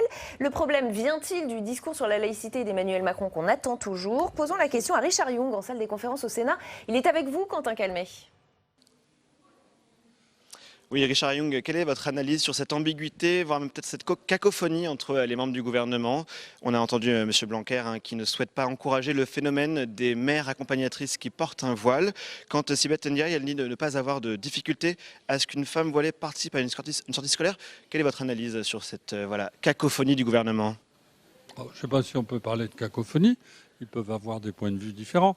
Quand ils disent la même chose, on les critique en disant, vous voyez, c'est des godillots, ils disent toujours la même chose. Quand ils disent des choses différentes, on dit c'est la cacophonie. C'est d'abord un problème d'éthique et puis d'interprétation de la loi. La loi est en fait assez claire, puisqu'elle dit que le port du voile, quand on dit port du voile, on pense à la couverture du visage, et pas simplement un foulard sur les cheveux, dans les lieux publics. Et dans le cas qui nous intéresse, certes c'est un lieu public, mais cette mère n'y était pas en tant qu'employée de l'éducation nationale. Donc elle a le droit de s'habiller comme elle veut. On peut en penser ce qu'on veut. Moi je ne suis pas un grand fanatique du voile. Mais enfin nos mères, elles sortaient dans la rue et elles allaient à la messe en mettant un foulard sur leurs cheveux. Hein. Donc, selon vous, est-ce que Jean-Michel Blanquer, il a raison de dire qu'il ne faut pas, comme cela, encourager ce comportement de la part des mères de famille? Il a raison de dire qu'il ne faut pas l'encourager. Ce n'est pas quelque chose qui est souhaitable. Il le dit, ça n'est pas porteur de nos valeurs. Nos valeurs sont l'égalité entre l'homme et la femme. Il n'y a pas de raison pour que la femme doive cacher son visage ou une partie de son visage ou de son corps et pas l'homme. Alors, est-ce que s'il y a ces sons de cloche différents, ce n'est pas aussi lié au fait qu'Emmanuel Macron n'a pas forcément eu un message très clair sur la laïcité depuis le début de son mandat? Est-ce que vous appelez le président de la République à avoir un grand discours sur la laïcité qui clarifie les choses pour votre groupe? On peut toujours l'appeler à faire un grand discours. D'abord, c'est lui qui décidera s'il veut le faire. Deuxièmement, je ne suis pas sûr qu'un grand discours résolvera les problèmes. Ce sont des problèmes que vous connaissez, des problèmes d'éthique, de conception de la société, que nous avons depuis, en tout cas pour la France, depuis 1905 au moins, et même avant. D'autres pays, moi j'ai vécu en Angleterre Au Royaume-Uni, on n'a pas de discussion de ce genre-là. Donc c'est très spécifique à la France et je ne pense pas que ça va se résoudre comme ça. Bon, merci beaucoup, Richard Yung. On verra effectivement si le chef de l'État décide de prendre la parole sur le sujet de la laïcité. Absolument. Merci beaucoup, Quentin. Sophie Taillé-Polian, cette ambiguïté du côté d'En Marche, on n'arrive pas bien à comprendre s'ils sont pour, s'ils sont contre, s'il faut clarifier les choses. Oui, je crois qu'ils sont dans un moment où ils ont besoin de clarifier les choses sur la question, effectivement, de l'immigration. Mais là, c'est pas du tout le sujet. Puis moi, ça ne m'intéresse pas. Je dirais non, mais ce que j'entends par là, madame, excusez-moi, je vais. Oui, mais ne faites pas l'amalgame. C'est vous qui le faites. Oui, mais ce que je veux dire, c'est que c'est pas intéressant de savoir ce que monsieur pense ou madame truc ou monsieur machin. Et est-ce qu'ils sont d'accord au sein du gouvernement? Moi, ce qui m'intéresse, c'est qu'aujourd'hui, dans ce pays, on puisse être libre dans l'espace public de dire qui on est, si on a envie de le dire, par des tenues vestimentaires variées. Moi, c'est ça qui m'intéresse. Et aussi, ce qui m'intéresse, c'est qu'on arrête aussi de ne parler du modèle républicain, etc., de l'égalité femmes-hommes, que sous le couvert de savoir si on s'habille comme ci ou comme ça. Mais on nous passe à longueur de journée le fait que le modèle occidental, c'est formidable, et le modèle allemand, c'est extraordinaire, alors qu'il y a 45% des femmes qui sont en temps partiel. Le problème de l'égalité femmes-hommes, c'est avant tout cette question sociale, bien avant la question de savoir si telle ou telle femme souhaite s'habiller de telle ou telle manière. Laurence Tayeb. Il y a deux choses dans l'intervention qu'on vient d'entendre qui sont révélatrices de ce qui se passe au gouvernement. D'abord, il y a une très grande confusion. Dans la bouche de Sibeth Ndiaye qui pense que les sorties scolaires, c'est destiné à ce que les mamans se rencontrent. Non, éventuellement, elles peuvent se rencontrer pendant les fêtes scolaires ou à la sortie de l'école. Et là, on leur demande absolument pas d'être neutres. Mais les sorties scolaires, elles sont destinées à l'enseignement puisqu'il s'agit bien de l'école hors des murs. Et l'école hors des murs incite à un temps pédagogique et donc, pour nous, en tout cas, à un encadrement totalement neutre puisque l'objectif, c'est qu'effectivement, les enfants comprennent qu'il y a une forme de neutralité qui encadre l'école. La deuxième chose, c'est le manque de courage manifeste de M. Blanquer, puisqu'il se rend compte qu'il y a un problème, que ce problème ne se réglera que par la loi. Et en l'occurrence, qu'est-ce qu'il fait? Il laisse la responsabilité au chef d'établissement d'endosser le rôle des censeurs ou des non-censeurs. Et il est impossible pour un chef d'établissement de se retrouver dans cette situation. Pour autant, il y a des chefs d'établissement qui ont demandé à des mamans de ne pas venir voiler. Et lorsque ces mamans les ont poursuivies devant des tribunaux, eh bien la loi leur a donné raison. Ils ont parfaitement le droit, s'ils le souhaitent, de refuser qu'une maman à voiler ou un papa avec une kippa ou voilà, quel que soit le symbole religieux, enfin le signe ostentatoire. Ostensible, pardonnez-moi. Quel que soit le signe ostensible, ils ont parfaitement la capacité de leur demander de s'en passer. De ne pas venir. Nicolas Cadenne. En fait, non. Je crois qu'il faut qu'on se concentre sur le comportement. Effectivement, les enseignants, les directeurs peuvent tout à fait empêcher certains accompagnateurs de venir, mais s'il y a un comportement qui trouble la sortie, c'est quand même ça le plus important. C'est savoir s'il y a du prosélytisme, c'est savoir si effectivement... Bon, attendez, c'est savoir si clairement... C'est pas ce que dit le Conseil d'État dans son rapport du 19 décembre 2013. Non, c'est pas un rapport, c'est une étude. Dans son étude, mais ce n'est pas ce qu'il dit. Bon. Il dit que pour pouvoir assurer la continuité du service public, on peut demander aux parents... Bah, écoutez, j'ai le texte sous les yeux, vous voulez que je le lise visiblement, vous l'avez mal recopié. Bien sûr. Non, c'est bon, en fait. Parce que, écoutez, à l'Observatoire de la laïcité, il y a des conseils d'État. Hein, on est là... Bon, bref. Oui, vous êtes très, très compliqué. Allez-y, Nicolas Cadenne, allez-y. Excusez-moi. N'en tenez pas compte, allez-y. Voilà, donc simplement, il faut rappeler qu'effectivement, s'il y a un comportement prosélyte qui accompagne le signe, s'il y a une volonté de perturber, une perturbation du service public, alors là, il faut dire non, c'est pas possible. Effectivement, si une maman dit tu dois faire ceci, tu dois faire cela, tu dois t'habiller comme ci, comme ça, manger ceci, ça, c'est pas possible, c'est intolérable. Et il y a une distinction de type de voile. Il y a voile et voile, je veux dire, comme le disait Richard Yung, il y a un certain voile un peu discret, puis un voile un peu plus politique. Les signes sont très différents. Vous avez différents types de voiles. Celui qui est interdit, c'est dès lors que vous avez une dissimulation du visage. Ça, c'est clair. Quel que soit le voile. Ça, c'est évident. Après, vous pouvez avoir d'autres signes religieux. Ce sera légal, sauf s'il y a un comportement qui l'accompagne, qui donc est synonyme de pression, fait une pression et cherche à susciter l'adhésion à autrui. Dire aux petites filles, il faudra le faire. Et effectivement, là, la loi, elle pourra rien changer, puisque effectivement, de fait, qui c'est qui peut évaluer s'il y a pression ou pas? Qui c'est qui peut évaluer s'il y a prosélytisme? C'est bien les acteurs de terrain, c'est bien les enseignants, c'est bien les directeurs. C'est pareil dans tous les services publics. Lorsqu'il y a quelqu'un qui rentre dans un service public pour des papiers administratifs, il a le droit effectivement de porter des signes religieux, mais s'il fait du prosélytisme, s'il fait une prière, s'il distribue des tracts, tracts, si ce que vous voulez, ce sera interdit, ce sera le chef de service qui devra lui dire non, là monsieur, ce n'est pas possible. Ça ne peut être que les acteurs de terrain qui peuvent voir cela. Après, moi je voudrais juste rappeler les choses. On ne peut pas demander aux enseignants de régler ce problème. C'est juste de l'hypocrisie, mais vraiment la pire hypocrisie. Ils sont un peu livrés à eux-mêmes là. Ils sont livrés à eux-mêmes. Ils ont des pressions par la police des mœurs et de la pensée dans les cités, parce qu'il faut y vivre pour savoir ce qui se passe. Je termine. Donc aujourd'hui, les enseignants, les enseignants ne peuvent pas gérer ce problème. C'est juste pas possible. Voilà. Parce que, monsieur, laissez-moi finir. C'est pas les faits en tout cas. Vous voulez dire quoi? Monsieur, ce ne sont pas les profs qui aujourd'hui, gèrent ça? attendez, il y a des remontées, il y a eu des équipes académiques, il y a eu aujourd'hui, quand le ministre dit, effectivement, moi je ne suis pas pour le voile, pour plein de raisons, etc. Parce qu'il s'est exprimé là-dessus. Et il faut que les enseignants savent faire le tri. Il faut juste voir un principe de réalité. La loi, elle s'impose à tout le monde. Voilà, c'est ce qui protège tout le monde. Les recommandations aujourd'hui, je ne parle pas d'espace public, je parle des sorties scolaires. Arrêtez de mélanger tout, parce que vous, les socialistes, ça vous arrange de tout mélanger. Je termine, je parle des sorties scolaires. Allez, terminez quand même calmement ce débat. C'est très clair. Non, mais c'est très clair. Moi, je parle des accompagnateurs et des accompagnatrices. Aujourd'hui, dans 99% des écoles, il n'y a aucun problème. Et quand on nous dit, je ne sais pas quelle information, disant qu'il y a des difficultés, on fait pas un cas isolé. On peut pas parler de cas isolés, madame. On fait pas la loi pour des cas isolés. Quand on dit c'est aux enseignants de gérer ça en fonction de l'attitude des mamans, vous imaginez bien le côté très pratique de la chose, d'accord? Parce que c'est la porte ouverte à toutes les interprétations, je veux dire. Donc la chose très claire qui doit s'imposer, c'est que l'enseignant qui travaille dans le nord, dans le sud, dans l'est, dans l'ouest, il a un texte sur lequel il s'appuie pour que tous les enfants puissent avoir des accompagnatrices qui soient dans la neutralité totale. Ça ne marche la pas. neutralité Allez-y, totale. il nous reste 2 minutes. Donc, je ne vois pas pourquoi ça ne marcherait pas d'imposer cette neutralité où on n'a aucun signe ostensible, puisqu'il y a une nuance ostensible dans les sorties scolaires. Alors, Nicolas Canel veut vous répondre. Je vous précise pourquoi. Tout simplement parce que lorsque vous aurez des parents accompagnateurs qui seront neutres comme vous le souhaitez, s'ils font du prosélytisme, c'est qui contrôlera ça? C'est bien les acteurs de terrain. Vous jouez sur les mots en permanence. S'ils ont un comportement, là je joue pas sur les mots. S'ils ont un comportement interdit par la dernière loi. Non, attendez.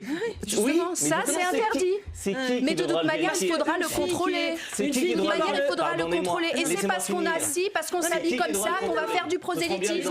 Et là, vous discriminez des gens parce que vous pensez que parce qu'ils s'habillent comme ci ou comme ça, ils pensent comme ci ou comme ça. Vous parlez d'un principe que d'autres parents qui n'auraient pas de voile vont profiter des sorties scolaires pour faire du prosélytisme. Mais vous partez d'un principe que quand une personne a un voile, elle va faire ci ou ça, elle va donner la main aux enfants, elle va les accompagner pour faire en sorte que les sorties scolaires puissent avoir lieu et qu'on puisse aller dans les musées. Je suis pas là pour faire du On s'entend plus, il nous reste une trentaine de secondes. Le prosélytisme ne dépend pas que du signe, madame. Mais non, mais arrêtez, vous jouez sur les mots, parce que... Mais si, vous jouez sur les mots, parce que c'est juste de l'absence de courage politique.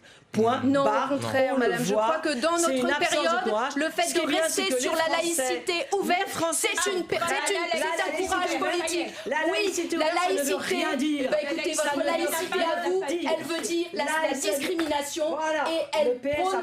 laïcité. Je ne suis pas au PS, madame, mais peu importe. Oui, madame, moi je pense qu'il faut être ouvert. Vous savez, l'ouverture, c'est la tolérance. Et c'est précisément ce qui vous manque, madame. Et on va s'arrêter là. Merci infiniment d'avoir participé à ce débat, je le disais, un sujet très très sensible, voire explosif, et on le voit. Merci en tout cas d'y avoir participé. On va continuer sur le sujet, puisque l'invité de Bonjour chez vous ce matin a réagi aux propos de Jean-Michel Blanquer. C'était le secrétaire d'État chargé de la protection de l'enfance, Adrien Taquet, qui était justement l'invité d'Oriane Mancini. Regardez. C'est pas quelque chose qu'on souhaite. C'est clair au c'est quelque chose que l'on ne souhaite pas encourager. Le fait que des mères puissent être voilées dans l'accompagnement de sorties scolaires, on ne veut pas encourager ça. Le voile est plutôt en contradiction avec un certain nombre de valeurs, de principes auxquels nous croyons. Pour autant, ce n'est pas interdit. Donc il n'y a pas de raison d'essayer de créer de la confusion et de dresser les Français les uns contre les autres à l'occasion de polémiques totalement déplacées, instrumentalisées et qui montrent bien le vrai visage du Front National. Oui, on a quand même l'impression que les gouvernements, sur le voile en général et sur tous ces signes extérieurs de religion, on louvoie un peu, laisse les directeurs d'établissement devant leurs responsabilités. Est-ce qu'à un moment donné, il va pas falloir 1995 de mémoire, François Bayrou avait émis une circulaire pour justement accompagner les directeurs d'établissement dans les positions, les décisions qu'ils devaient prendre. Vous savez, le président de la République a été relativement clair, c'est la loi de 1905, rien que la loi de 1905. Donc il y a une liberté de conscience dans ce pays, chacun a le droit, dans son intimité, d'avoir ses croyances, d'exercer sa religion. Dès que ça la rentre dans la sphère de la puissance publique, il y a une obligation de neutralité. Mais quand on est accompagnant scolaire ou quand on vient assister à une séquence du conseil régional, ce que je trouve plutôt une bonne chose. Enfin, moi, j'étais ravi de voir qu'il y avait des enfants dans les tribunes d'une session du conseil régional. Je ne suis pas sûr que ça arrive très souvent. Moi, j'ai envie de souligner ça, souligner le fait que les enfants viennent assister à ça. C'est un exercice de démocratie auquel ils ont pris part et qui a été gâché, une fois encore, par la démagogie d'élus du Front National. Mais un dernier mot, est-ce que ce n'est pas laisser trop de responsabilité aux directeurs d'école, aux responsables d'établissement, de dire ce n'est pas souhaitable, c'est à eux de gérer, il faut qu'il y en ait le moins possible? Je ne pense pas que l'on dise ça. Je pense que Jean-Michel Blanquer et l'administration de l'éducation nationale accompagnent les directeurs d'établissement, à la fois en émettant un certain nombre de règles pour les aider à prendre des décisions. Et je pense que quand je sais que quand ils sont face à une situation complexe, car ces situations sont complexes, toujours, ça serait trop simple, c'est pas blanc ou noir. Quand ils sont face à des situations complexes, il y a des ressources au sein de l'éducation nationale pour accompagner les directeurs au quotidien.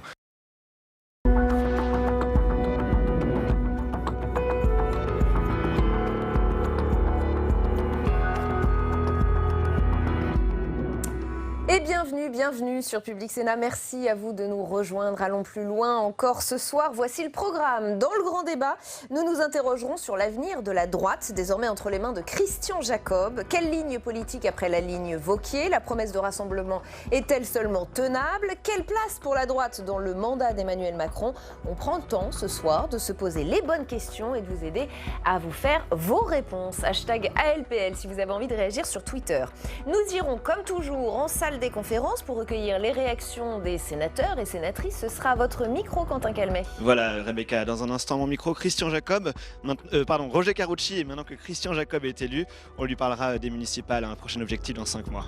Si Quentin, à tout à l'heure. Avant cela, notre match des idées. On va donc se pencher sur cette guerre qui oppose la Syrie à la Turquie. Condamnation franco-allemande hier soir, condamnation de l'UE tout à l'heure. Et pour cause, au-delà du drame humanitaire qui s'annonce, toute l'Europe craint la résurgence de Daesh. On va en parler avec nos invités. On prend le temps de comprendre ce qui se passe exactement dans le match des idées dans un instant. D'abord un point sur les derniers événements avec Sandra Sercara. Des militaires accueillis par des habitants en liesse, à une trentaine de kilomètres au sud de la frontière turque. Les premiers soldats de Bachar al-Assad ont pénétré ce matin dans la ville de Tal Tamr. Dans cette zone, le drapeau syrien ne flottait plus depuis des années. C'est le résultat d'un accord conclu hier entre les forces kurdes et le régime de Damas appelé à l'aide. Plus au nord, les combats font toujours rage autour de Ras Al-Aï, ville frontière bombardée par les Turcs. Hier, une frappe aérienne a fait 14 morts, dont des civils. Depuis son déclenchement il y a 5 jours, l'offensive de la Turquie a provoqué la mort de plusieurs centaines de personnes, des combattants kurdes, mais aussi des civils enterrés avec les honneurs. Nous le disons au monde entier. Regardez, le groupe État islamique revient. Cette fois, il s'appelle Erdogan. Face au désengagement des États-Unis, la France et l'Allemagne haussent le ton en demandant l'arrêt immédiat de l'offensive turque. Cette offensive prend le risque, d'une part, et nous le constatons d'ores et déjà sur le terrain, de créer des situations humanitaires insoutenables, et d'autre part, d'aider Daesh à réémerger dans la région. Le président turc Erdogan se félicite quant à lui ce matin du retrait des derniers soldats américains, pendant que son armée déploie des blindés à la frontière avec la Syrie. Et avec nous pour ce match des idées ce soir, Bertrand Badi, bonsoir. Vous êtes professeur des universités à Sciences Po Paris, enseignant-chercheur aux séries et auteur de L'hégémonie contestée chez Odile Jacob. Frédéric Ancel, bienvenue. Vous êtes géopolitologue, maître de conférences à Sciences Po Paris et auteur de Mon dictionnaire géopolitique aux éditions PUF. Merci à tous les deux d'être ici. Bertrand Badi, comment vous le voyez, ce conflit qui vient de s'ouvrir, aux conséquences encore insoupçonnées, imprévisibles, on ne sait pas trop où on va ? Hélas, je crains qu'on sache où on va. C'est-à-dire, on va vers un désastre humanitaire qui a déjà commencé. On va vers une nouvelle étape dans le martyre du peuple kurde et des populations kurdes qui sont les oubliés, les exclus du jeu politique moyen-oriental. Mais derrière cela, il y a des choses peut-être encore plus graves.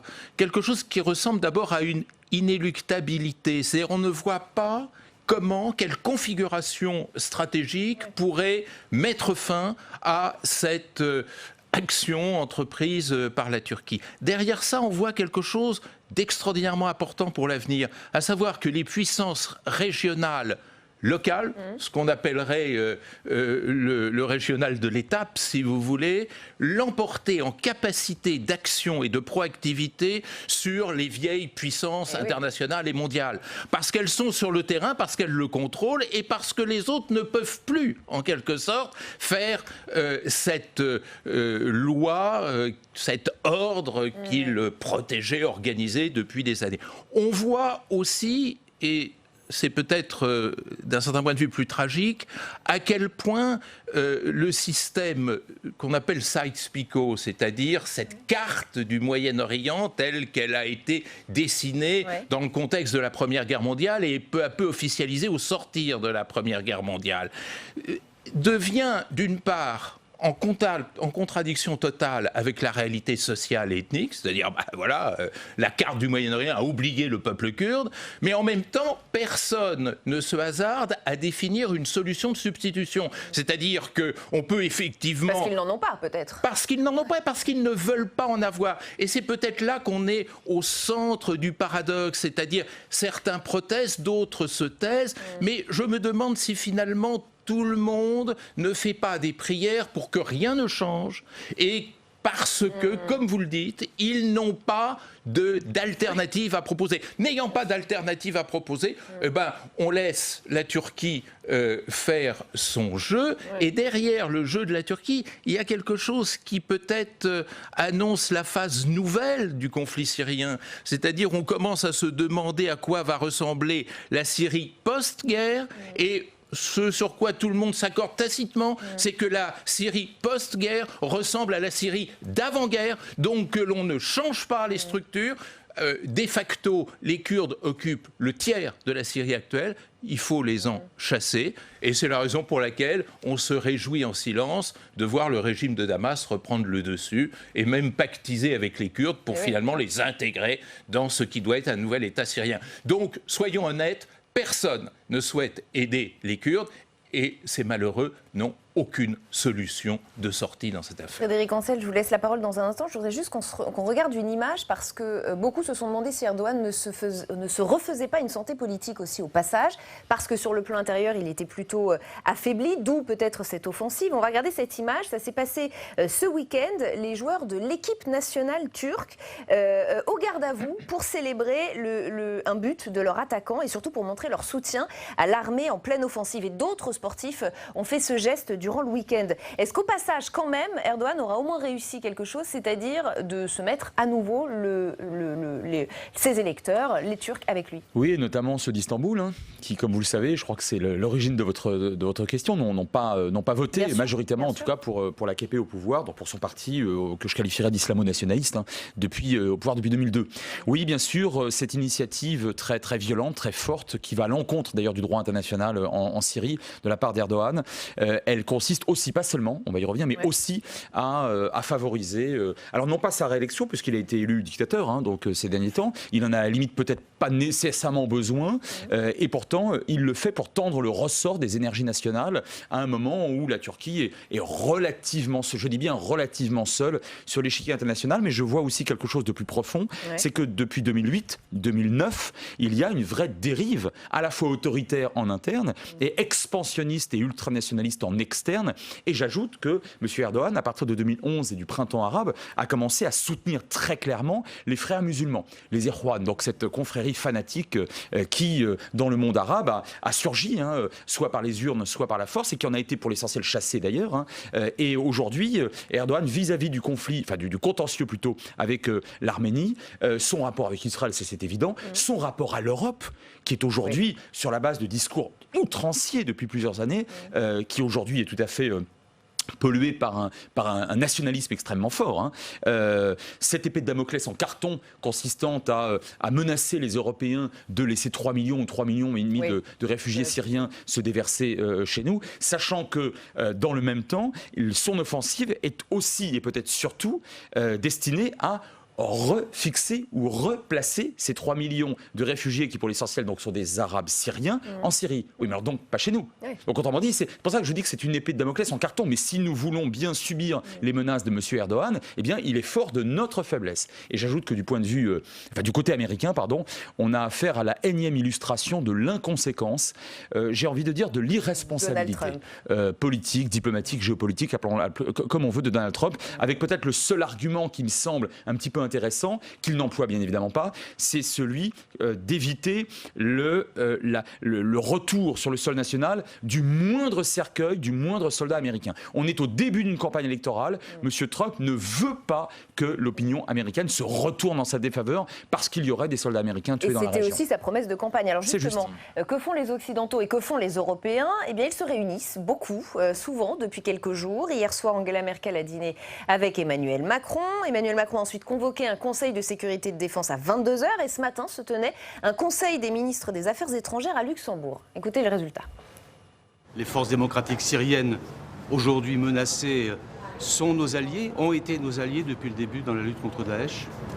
Et c'est particulièrement grave parce que cette offensive va entraîner un vrai sinistre humanitaire.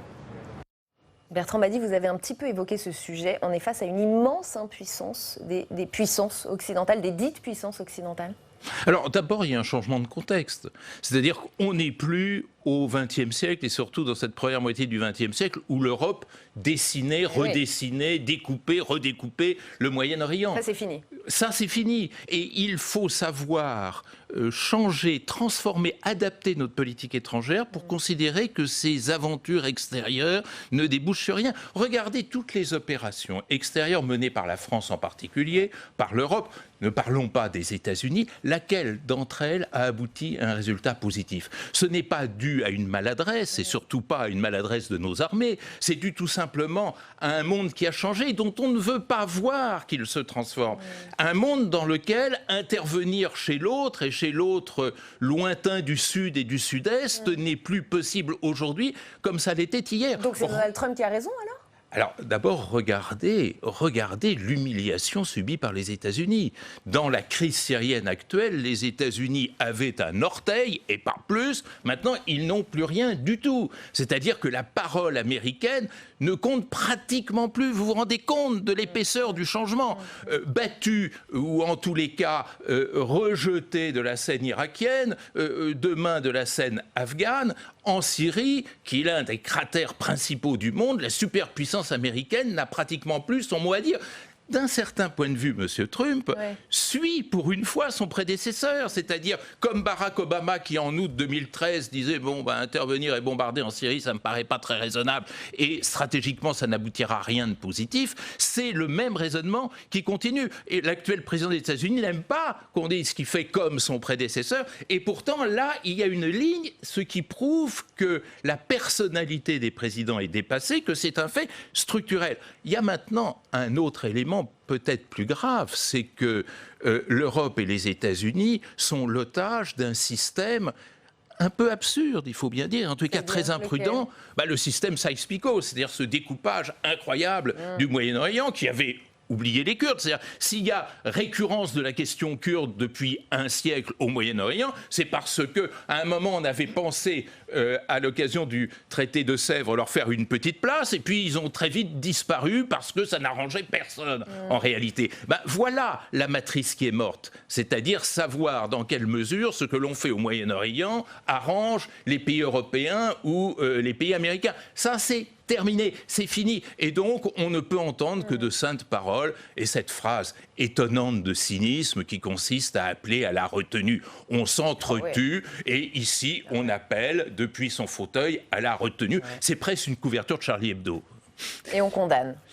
Oui, alors peut-être simplement une nuance. Oui, sur l'humiliation, mais aujourd'hui, qui est humilié? Au fond, ce sont les alliés des États-Unis. Mais les États-Unis eux-mêmes, après tout, c'est Barack Obama, sans aucune pression particulière, qui s'est assis sur sa propre ligne rouge, effectivement, en 2013. Lui qui, un an auparavant, avait promis d'intervenir face à Assad si celui-ci employait du gaz de combat contre sa population. Personne n'empêchait Barack Obama d'intervenir. Il a décidé de ne pas le faire. Aujourd'hui, Donald Trump décide... Parce qu'il a compris que ça ne servirait à rien. C'est possible. Mais c'est là le changement. Oui, mais en tout cas, il n'a pas subi la pression des Russes qui n'ont envoyé leurs chasseurs bombardiers que par la suite. Les Russes, aujourd'hui, en Syrie, sont forts de la faiblesse auto-décidée des Américains. Monsieur Trump, aujourd'hui, il n'est pas sous la pression militaire de la Turquie. C'est lui qui a dit « je me retire » et par conséquent, c'était évidemment un feu vert pour les Turcs d'intervenir. Les humiliés sont les Européens, plutôt, dans l'histoire.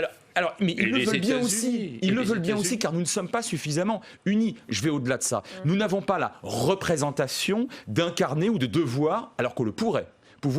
On n'a pas la représentation de devoir incarner une puissance globale. Qui dit puissance globale dit carotte, mais dit aussi bâton. Non seulement on n'est pas assez unis, mais ensuite les Anglais s'en vont, les Britanniques s'en vont. C'est une force militaire très considérable. Les Allemands refusent de jouer le rôle de le statuer le rôle de puissance globale. La France essaye. Et la France essaye. Et je vous dirais sans chauvinisme que ces derniers jours, j'ai vraiment le sentiment que parmi les grandes ou moyennes puissances, celle dont la posture me paraît la plus digne, c'est encore celle de la France. Et j'ajoute que les Français, les Britanniques, peut-être les Allemands, les Néerlandais, que sais-je encore, s'ils le voulaient, pouvaient maintenir des soldats sur place. Et là, M. Erdogan réfléchirait quand même à 2 fois avant de frapper là où, en tout cas, où il y aurait encore des soldats européens. Mais enfin, Frédéric Ancel, il y a longtemps que l'Europe n'est plus dans le film du Moyen-Orient, n'est plus dans le film. Et il faut prendre conscience de ce phénomène. C'est pas parce que la France, pour des raisons de statut, et ça c'est un point très important, pour des raisons de prestige, de volonté de garder le statut de grande puissance, membre permanent du Conseil de sécurité, entretient des forces spéciales en Syrie. Combien sont-elles? Personne ne le sait, mais on sait qu'elles sont très peu nombreuses et que de toute manière, elles ne peuvent rien faire face à l'armée turque, qui est une armée gigantesque, qui compte en plusieurs centaines de milliers d'hommes. Et je pense qu'il est tout à fait hors de propos de penser qu'une armée européenne pourrait dissuader l'armée turque qui est chez elle, qui est dans son espace, qui jouit de sa capacité de puissance régionale et qui réussit assez habilement. Je partage votre jugement sur M. Erdogan, mais reconnaissons qu'il a une certaine habileté diplomatique d'obtenir le parrainage de la Russie, parce que la Russie sait que son avenir au Moyen-Orient dépend de relations correctes et convenables avec la Turquie, et c'est pourquoi la Russie a menacé d'opposer son veto à une résolution au Conseil de sécurité sur cette question. L'Iran qui trouve dans la proximité avec la Turquie un moyen d'équilibrer l'Arabie Saoudite, parce que comme vous le rappeliez vous-même, Ankara et Téhéran ont la même obsession du danger que représente la présence saoudienne. Et je dirais, quitte à choquer, que les Occidentaux sont pas loin de penser la même chose, dans la mesure où ils n'ont pas de solution politique à proposer à la question kurde, qu'ils n'ont pas la possibilité ni la faculté de redessiner la carte de la Syrie éventuellement post-guerre, eh ben, le statu quo les arrange.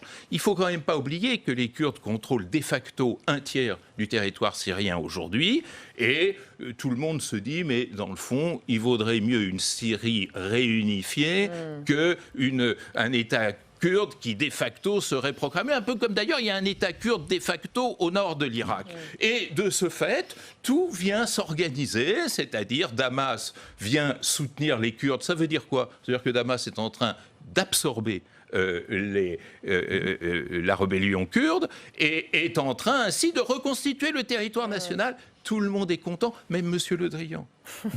Je vous laisse répondre, Frédéric Ancel. Oui, non, là encore, juste une nuance. Il ne s'agit évidemment pas, dans mon esprit, d'envoyer des troupes comme en 1956 avec Guy Mollet. Mais là où il y avait des soldats américains, les Turcs n'intervenaient pas. Et comme ils étaient à peu près partout sur cette petite Rojava, enfin sur cette plaine en fait, du Rojava, ils n'intervenaient pas. Là où les soldats britanniques... Vous croyez que les Américains auraient fait feu sur les troupes turcs entrant. Bon, non, voilà.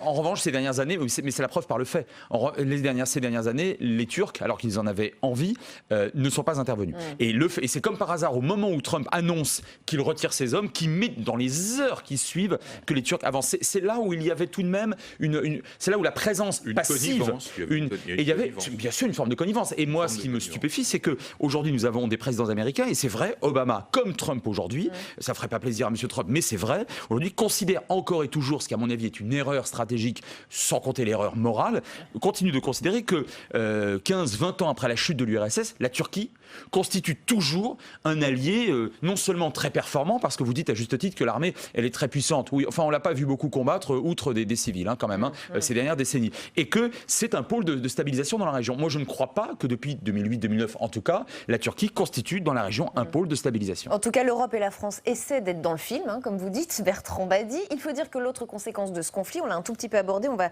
y aller un petit peu plus loin justement, c'est la possibilité de voir ressurgir une grave menace terroriste. Hier, les autorités kurdes ont sorti un chiffre. 785 proches de membres étrangers de l'État islamique ont fui le camp d'Ain Issa.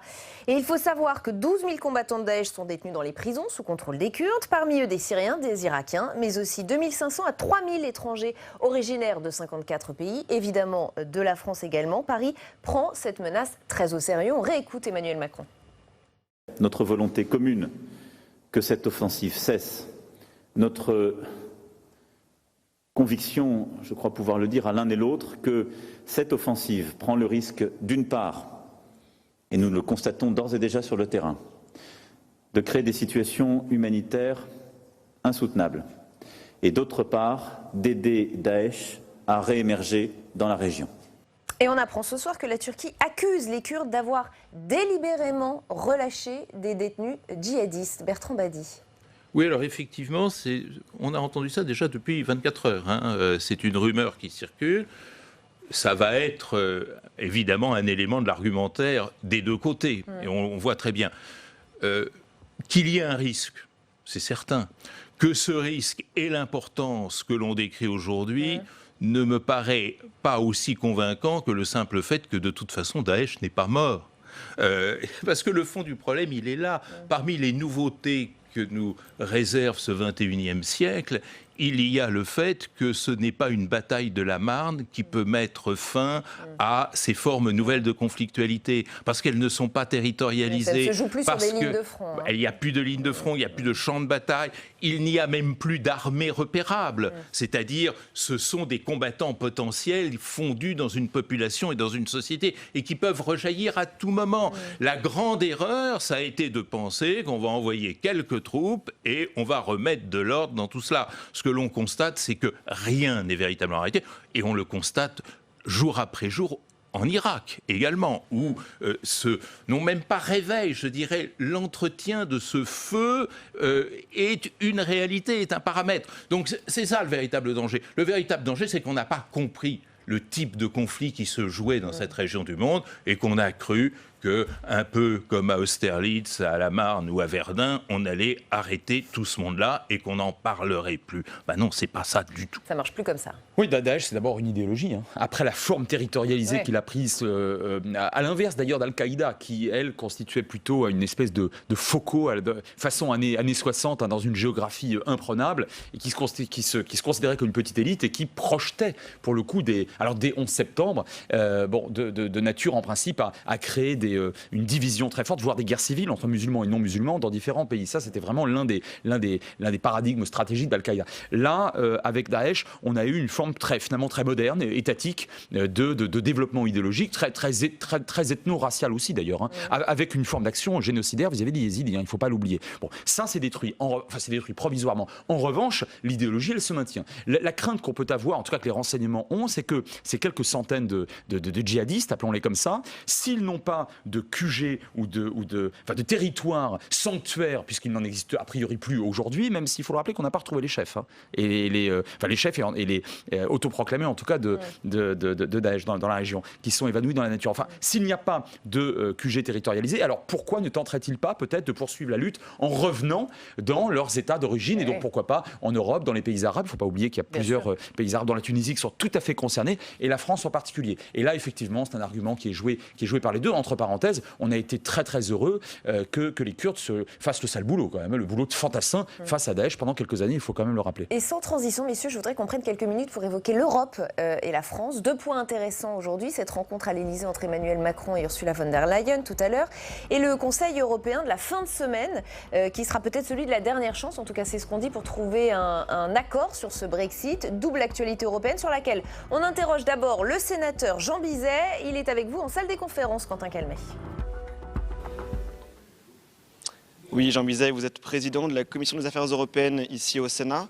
Un mot tout d'abord sur la rencontre entre Emmanuel Macron et Ursula von der Leyen, la future présidente de la Commission européenne. Ils se sont vus ce matin à l'Elysée. C'était la première rencontre entre les deux depuis le rejet de la candidature de Sylvie Goulard par le Parlement européen. En coulisses, Emmanuel Macron s'inquiéterait d'un Parlement européen hors de contrôle et sans majorité positive. Quelle est votre analyse, selon vous ? Cette crainte est réelle, tout simplement parce que M. Macron, dont on ne pourra pas, je dirais, occulter le fait qu'il a la fibre européenne, on l'a vu dans la campagne présidentielle, il n'en a pas tout à fait les codes. Et pour être plus clair, il ne pourra pas, je dirais, fonctionner à Bruxelles comme il a fonctionné à Paris. L'Union européenne, c'est le temps long, c'est le temps des compromis. Et avec la composition telle qu'on la connaît aujourd'hui du Parlement, ce ne sera plus des accords, je dirais, qui avaient été négociés autrefois entre le PPE et les sociodémocrates. Il faudra compter, si je puis dire, avec d'autres familles, notamment la famille centriste et les Verts. Donc M. Macron n'est pas habitué à ce mode, je dirais, de fonctionnement. Il faudra qu'il s'y fasse, sinon la machine sera bloquée et c'est dommage. Autre actualité, celle du Brexit. Nous sommes à 3 jours d'un important Conseil européen sur la question. Demain, vous publiez un rapport qui est consacré au désastre d'un Brexit sans accord. Est-ce que, si le Royaume-Uni le demande, il faut prolonger la période actuelle et décaler le Brexit ?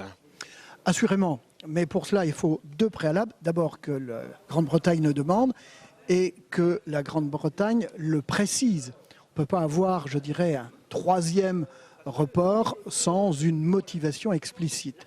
Mais il est bien évident que l'Union européenne, le Parlement, notamment Michel Barnier au travers de la Task Force, fera tout son possible, je le sais, pour éviter, je dirais, un saut dans l'inconnu. Quel est le point sur lequel vous êtes particulièrement vigilant ? Est-ce que c'est le backstop, cette frontière entre l'Irlande du Nord et la République d'Irlande, qu'il faut particulièrement surveiller ? Ça fait partie du nœud gordien, comme l'on dit, tout simplement parce que lorsque David Cameron a décidé de lancer un référendum sur ce sujet, il avait oublié l'existence, tout compte fait, de l'accord du Vendredi Saint. Et cet accord est fondamental, c'est-à-dire qu'en l'espace de quelques décennies, il aura permis de ramener et la paix et la prospérité en Irlande. Et la population de l'Irlande du Nord a goûté, si je puis dire, à cet ADN de l'Union européenne. Et au-delà de leur sensibilité, notamment religieuse et politique très ancienne, cette population ne compte pas retourner en arrière. Ils ont bien raison. Merci beaucoup, Jean Bizet, président de la Commission des Affaires européennes ici au Sénat, pour votre réaction à notre micro. Merci beaucoup Quentin, et ça fait réagir en plateau. Frédéric Ancel, un petit commentaire ? Ah oui, il faudra bien repenser surtout l'avenir de notre appareil défensif, de notre appareil industriel de défense en France notamment. Quelle autonomie vis-à-vis de l'État, quelle autonomie vis-à-vis de Bruxelles. Pourquoi ? Parce qu'on voit bien que du Mali à la Syrie, à l'Irak et peut-être à l'Afghanistan, les autres États européens ne nous suivent pas nécessairement, et je pense que la France, sans faire du chauvinisme, surtout pas ici, vous pensez, ou trop de patriotisme. Et pourquoi pas ? Je pense que la France a encore un rôle à jouer et que ce rôle ne peut se jouer sans agressivité aucune, toujours en matière de défense, en ayant, alors pas seulement sur des questions de prestige, mais en ayant de quoi, en tout cas, dissuader. Bertrand Badi, vous aviez envie, vous aussi, de commenter alors le point plutôt de Emmanuel Macron en conflit avec l'Europe. C'est une tragédie qui avait fort bien commencé. Pourtant, acte 1, à peine élu, Emmanuel Macron annonce qu'il faut refonder l'Europe. Le verbe était superbe. Le verbe était superbe parce que c'est exactement ça. Acte 2, les élections européennes et cette gigantesque manipulation et ces tractations infinies dans le choix de la présidente de la Commission européenne. Acte 3, l'absence de partenariat. C'est-à-dire Macron est tout seul. L'Allemagne ne va pas bien, l'Angleterre sort, l'Italie n'en parlons pas. Donc tout seul entre la volonté de refonder et un travail quand même de manipulation post-électorale qui lui a mis à dos la plupart des parlementaires européens. Et donc l'acte 4, c'est Iphigénie, c'est-à-dire Sylvie Goulard, c'est-à-dire effectivement une bonne candidate, une bonne grande spécialiste de l'Europe qui est ainsi sacrifiée à une refondation qui se fait à contresens, qui se fait à rebours. C'est dommage. Et je vous remercie infiniment, tous les deux, d'avoir participé à ce match des idées, d'avoir été nos invités dans Allons plus loin ce soir. On va continuer d'aller plus loin dans notre grand débat. Je vous le disais, on va prendre le temps d'analyser et de questionner l'élection du nouveau patron des LR. Christian Jacob va-t-il reconstruire la droite avant l'échéance présidentielle ou même avant celle des municipales? La ligne rassembleuse sera-t-elle la plus payante, la plus efficace dans les urnes après la ligne Wauquiez? On a une demi-heure pour se poser les bonnes questions. On va le faire avec nos invités. D'abord, retour sur le scrutin d'hier avec Marie Brémaud. Bravo. Salut. Félicitations. Le voilà, le grand vainqueur annoncé de cette soirée électorale. Christian Jacob est élu dès le premier tour avec 62% des voix. Son arrivée anime quelque peu le siège des Républicains. Je veux consacrer les 2 ans et demi qui nous séparent de l'élection présidentielle pour redonner une partie de ce que j'ai reçu à ma famille politique et en tout cas le faire avec toute la conviction et l'engagement qui est le mien. Ce fidèle chiracien entré en politique il y a plus de 35 ans prend donc la tête des LR et ce soir il semble y avoir une satisfaction, la participation. Personne n'imaginait que nous arriverions à 62 000 militants participant à cette élection avec 47%. Ça montre que nous avons une base militante forte et motivée. On remarque ce soir 2 grands absents. Les 2 autres candidats malheureux, Guillaume Larrivé et Julien Aubert, n'ont pas fait le déplacement. Dans toutes les bouches des quelques cadres présents, l'objectif, le rassemblement. Rassembler d'abord ceux qui sont encore là et puis essayer de faire revenir les autres. Donc maintenant, il faut faire essayer. En tout cas, il faut arrêter l'hémorragie. Au jour d'aujourd'hui, quand on regarde le nombre d'adhérents, le nombre d'élus qui sont partis, c'est insupportable si on veut rester une grande famille politique qui joue dans la cour des grands. Un appel du pied à Valérie Pécresse ou Xavier Bertrand, ou dernièrement Jean-Pierre Raffarin qui a pris ses distances. Mais qu'est-ce qui rassemble la droite française? Pour Guillaume Pelletier, il faut parler avant tout du projet. C'est qu'est-ce que nous avons à dire aux Français? Comment la droite va à nouveau penser par elle-même et proposer à nos compatriotes un chemin nouveau et alternatif à Emmanuel Macron et à Madame Le Pen. Allez. Tâche ardue qui attend Christian Jacob à 2 ans et demi de l'élection présidentielle. Les appétits s'aiguisent déjà. Il va lui falloir rassembler certes, mais aussi faire taire les égos et les ambitions, au moins pour quelque temps. Et allons plus loin dans le grand débat. Avec nous ce soir, Karine Bécard, bonsoir, grand reporter au service politique de France Inter. Fabrice Vesser-Redon, bienvenue, rédacteur en chef au groupe EBRA, auteur de Laurent Wauquiez, L'Impétueux. David Bellamy, bienvenue à vous également. Bonsoir. Vous êtes maître de conférence en histoire contemporaine à l'Université de Picardie et spécialiste de la droite. Isabelle Vera-Masson, bienvenue à vous également. Vous êtes directrice du laboratoire communication et politique au CNRS. Merci à tous les 4 d'être ici. Ce matin, le sénateur Alain Joyandet nous disait dans Bonjour chez vous sur Public Sénat, le plus dur a été fait pour notre famille politique. Vous êtes d'accord, Karine Bécard? On a passé le plus dur chez les LR, on ne sait pas tout à fait. Non, je dirais que tout commence. Mais c'est intéressant parce que justement tout commence. Et surtout, l'impression qu'on a, c'est que coûte que coûte, on est en train de rentrer, ils sont en train d'entrer dans cette partie-là de l'échiquier politique, aux Républicains, dans une nouvelle ère. Une ère qui pour eux est parfaitement inconnue. D'abord parce que c'est la première fois qu'ils ont un chef dont l'objectif n'est pas d'aller chercher absolument la présidentielle, l'objectif n'est pas absolument d'aller chercher tout de suite l'Élysée. Donc on n'est pas derrière un chef qui est là pour cheffer, comme pour reprendre Chirac.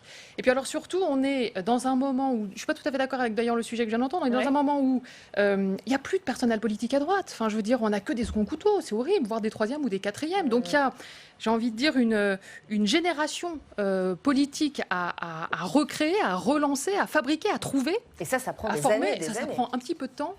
Et puis, il y a la fabrication, effectivement, là je suis d'accord avec le sujet, des idées. Et j'ai envie de dire que dans les partis, globalement, j'ai pas envie de taper que sur la droite, mais dans les partis, il n'y a jamais d'idée.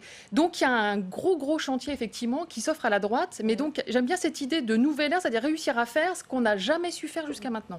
En revanche, ce qu'on peut dire, c'est que Christian Jacob a quand même été bien élu, Fabrice Weisser-Redon. Il a une certaine légitimité, non? Il a été bien élu avec un nombre de participants inférieur par rapport à l'élection de Laurent Wauquiez il y a quelques temps.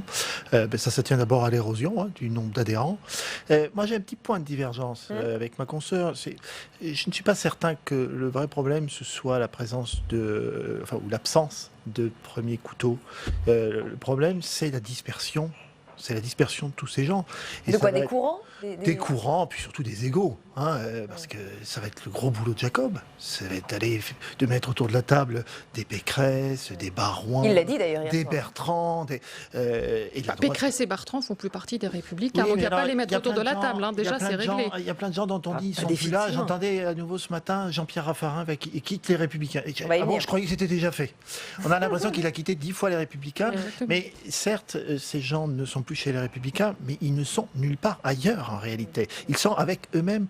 Et c'est quand même maintenant le boulot de Jacob d'aller chercher ces gens et dire votre famille, elle est là, la bergerie, pour reprendre une image un peu chrétienne qui tient à cœur à droite, c'est de ramener ces gens au bercail. Et je pense que son vrai problème, c'est la dispersion. Et à en croire certains barons de la droite, LR est mort ou presque. La droite française s'est suicidée avec ses divisions, nous a dit François Fillon il y a quelques jours à la télévision suisse. La maison est complètement cassée de l'intérieur, nous dit Jean-François Copé sur France Inter. Et d'ajouter, il y a tout à refaire de fond en comble. C'est quand même pas gagné, David Bellamy. Alors je ne vous parlerai pas de l'avenir de la droite, mais ce que je peux vous dire, c'est qu'il y a une leçon de l'histoire, qui est que la droite, comme je le dis ici assez souvent, n'existe pas. C'est forcément les droites. La droite, elle est plurielle depuis qu'elle existe au XIXe siècle. Elle est plurielle. Or, dans la situation actuelle, c'est exactement ce que vous disiez à l'instant, elle est tellement plurielle qu'on se demande ce qui peut la rassembler. À la fois, il y a une division à l'intérieur, parce que entre ceux qui prônent le libéralisme ou le néolibéralisme, et puis ceux qui versent déjà, qui ont un regard déjà vers le populisme ou vers quelque chose de plus nationaliste, il y a un fossé qui ne cesse de se creuser. Il y a un problème interne, puis un problème externe, c'est qu'il y a deux forces qui sont en train de dévorer la droite, petit à petit. C'est la force macronienne, quitte à incarner le libéralisme, Macron est beaucoup plus convaincant pour un certain nombre d'électeurs. Et puis le pôle nationaliste, néo-nationaliste si vous voulez, quitte à incarner le nationalisme, la famille Le Pen est beaucoup plus efficace. Malraux avait dit, jadis, entre le communisme et nous, il n'y a rien. J'ai envie de dire, pour le plagier, est-ce qu'aujourd'hui, entre le macronisme et le lepénisme, il y a quelque chose pour la droite ? Pas sûr qu'il y ait encore la place pour la droite aujourd'hui dans l'échiquier politique, Isabelle Vermasson. Alors, je ne sais pas si le fossé ne cesse de se creuser entre la droite nationaliste et la droite libérale à l'intérieur des Républicains. C'est ce que vient de dire. Je ne sais pas, je me demande si au contraire, ce fossé va pouvoir tenir longtemps. Parce qu'il y a toujours eu les droites, effectivement, il y a les droites, mais il y a toujours eu des droites. Et la question n'est pas, comme il y a les gauches, etc., la question n'est pas est-ce qu'il y a une droite ou les droites, la question est comment les faire vivre ensemble. C'est-à-dire, même s'ils sont différents, même s'ils ont des oppositions, même s'ils vont parfois de la haine, parce qu'il y a de la haine personnelle, il faut quand même qu'ils tiennent ensemble. Or, d'un côté, ça existe, c'est possible, ça a toujours été comme ça quand même pendant longtemps, et en même temps, c'est nécessaire. Et moi, il me semble que l'élection de Christian Jacob est une excellente nouvelle pour la rassembler droite, ces droites. pour les rassembler. Pourquoi ? Parce que Christian Jacob n'est pas un obstacle. Il est un obstacle pour personne. D'abord, il n'est pas clivant comme personnalité. On ne lui connaît pas d'adversaire. On ne lui connaît pas d'adversaire. Il n'a pas d'ambition personnelle. En tout cas, il le dit. Il n'a pas ce charisme. Ça peut venir. Mais... C'est autre chose. Pour l'instant, on est en train de il n'a pas ce charisme pour l'instant qui ferait qu'on se dit bon, ça peut quand même venir. Il n'a pas d'histoire qui le justifierait. Donc finalement, moi, je serais Valérie Pécresse ou Xavier Bertrand. Je me dirais pourquoi ne pas rentrer au bercail, reconstituer un grand parti et du coup rentrer classiquement dans la bataille électorale avec un parti derrière vous. C'est quand même pas si facile de partir à la bataille électorale sans parti. Donc il y a là, grâce à Christian Jacob, une bonne occasion, me semble-t-il, pour la droite. Et ça fait très longtemps que c'est pas le cas. Parce que Wauquiez est éliminé. Sarkozy est éliminé. Non, soyons sérieux. Je veux dire, on ne voit pas. Sarkozy jamais ne reviendra. Éliminé, mais très présent. Quand même. Oui, oui. Mais Sarkozy, tant mieux, parce qu'il faut qu'il y ait des personnalités, il faut qu'il y ait des gens, des références historiques, politiques et idéologiques. Et tant mieux pour la droite. Moi, je ne suis pas dans cette affaire-là. Mais en revanche, la situation, et encore une fois, c'est la première fois qu'il n'y a pas dans le parti des guerres idéologiques, des guerres d'ego qui empêcheraient finalement une personne d'émerger. Donc moi, je trouve que pour la droite, c'est une très très bonne nouvelle. Alors en attendant le rassemblement, il y a quand même eu 2 départs ce week-end. Celui du sénateur de l'Hérault, Jean-Pierre Grand. Alors c'est un peu passé inaperçu, mais il l'a annoncé sur son compte Twitter. Voilà ce qu'il nous dit. Oui, je quitte LR. Je ne peux accepter une opposition déraisonnable, un discours de jour en jour plus droitier, des rapprochements assumés avec l'extrême droite dans mon département. Les valeurs de la glorieuse histoire du mouvement gaulliste doivent continuer à nous inspirer. Et il y a eu effectivement celui de Jean-Pierre Raffarin. Écoutez. Je n'ai pas renouvelé ma cotisation et donc quand on ne renouvelle pas sa cotisation, on reste dans le parti pendant donc un vous an. n'y êtes plus. Donc vous n'êtes plus républicain. Je vais partir des Républicains, évidemment. Karine Becker, ça veut dire que le rassemblement, c'est pas tout à fait pour maintenant ? Non, mais il y a quelque chose qui m'exaspère en fait, parce que, et je le dis avec le sourire, parce que on fonctionne avec les vieux réflexes, j'ai envie de dire, d'avant. Ok, je redis, je pense qu'on entre vraiment dans une ère qu'on ne connaît pas, qui est très effrayante, parce qu'en fait, on ne sait pas comment les choses vont s'organiser. Je suis très d'accord, je suis en parfait accord avec ce qui vient d'être dit, parce que, effectivement, je pense que Christian Jacob est assez désarçonnant, parce que pas technocrate, pas tribun, enfin, il n'a pas grand-chose pour lui, à part qu'il est plutôt jovial, plutôt loyal, plutôt habile. N'oublions pas que c'est un syndicaliste, il sait négocier. Je trouve qu'il a énormément de qualités. Et je pense qu'une des plus grandes qualités qui est aujourd'hui Christian Jacob, c'est de savoir ce qu'il vaut. Et il sait qu'il ne vaut pas pour la présidence. Et c'est pour ça que je ne suis absolument pas d'accord avec votre vieux réflexe en plus, qui consiste à dire l'appétit vient en mangeant, l'appétit de l'ambition viendra peut-être, mais absolument pas. Je pense qu'on a affaire à quelqu'un qui va nous désarçonner parce qu'il va s'installer autour de la table et il va dire bon, alors on va commencer à travailler. Et puis il y a peut-être effectivement des gens, et je suis d'accord avec vous, comme Valérie Pécresse et Xavier Bertrand, qui vont se sentir très mal à l'extérieur et sentir en fait que la manœuvre politique qu'on a tous vue, qui ne plaît pas aux Français, parce qu'aujourd'hui je crois, hélas, que les Français n'ont plus envie de ça, ils vont se sentir un peu obligés et Jacob saura les accueillir. On est dans une nouvelle ère qui est très désarçonnante parce que tout ça nous paraît très surprenant, ça ne fonctionne pas avec les règles politiques qu'on a vues sous Chirac, sous Sarkozy, et qu'on a, enfin que Laurent Wauquiez a essayé de mettre en place également. Et sous Copé aussi d'ailleurs, c'était ça. Et Christian Jacob va devoir à la fois fédérer toutes ces personnes dont on parlait qui sont potentiellement des présidentiables, mais aussi tenir compte des, je dirais, des voix des sages, notamment celle de Nicolas Sarkozy. Je tenais à rebondir sur ce qui était dit tout à l'heure, parce qu'on a vu que sur le précédent mandat, la précédente présidence de LR, ça a été quelque chose d'assez compliqué à gérer pour Wauquiez. Cette présence, cette omniprésence de Nicolas Sarkozy qui est encore très populaire. Christian Jacob peut la supporter, ce que ne supportait pas peut-être Laurent Wauquiez, cette présence de Nicolas Sarkozy. Il a rendu hommage à Nicolas Sarkozy. Oui, il a rendu beaucoup d'hommages. Il a rendu hommage aussi à Jacques Chirac. Jacques Chirac et Nicolas Sarkozy. Il faut se rappeler que Laurent Wauquiez, au départ, était soutenu par Nicolas Sarkozy quand même. Et ce qui s'est passé, on s'en souvient, c'est que Nicolas Sarkozy a appris que derrière son dos, Laurent Wauquiez disait quand même des choses graves. Ce qui veut dire que sans Nicolas Sarkozy, on n'y arrive pas en fait. Non, ça ne veut pas dire ça. Ça veut dire qu'il y a des candidats qui, de toute façon, ont l'art de se mettre tout le monde à dos et que ce soit Nicolas Sarkozy ou quelqu'un d'autre, à un moment donné. Je suis pas d'accord. Je crois que sans Sarkozy, on n'y arrive pas. Mais non, Laurent Wauquiez procède en fait de Nicolas Sarkozy. Sans Nicolas Sarkozy, Laurent Wauquiez n'existait pas. Voilà, il a été son ministre tout jeune et il s'est mis dans la roue de l'ancien président pour récupérer. Oui, mais une fois qu'il s'était mis à dos, c'était fini. Et après, il est retourné contre lui. N'oublions pas, c'est quoi l'histoire de Christian Jacob avec Nicolas Sarkozy? Elle est tout autre. Au début, c'est extrêmement compliqué entre l'ancien chiracien et Nicolas Sarkozy. Donc, ils se sont observés, ça n'a pas forcément fonctionné. Ils ont trouvé un mode de fonctionnement ensemble au moment où, effectivement, Christian Jacob devient le président du groupe des députés à l'Assemblée nationale de l'UMP à l'époque.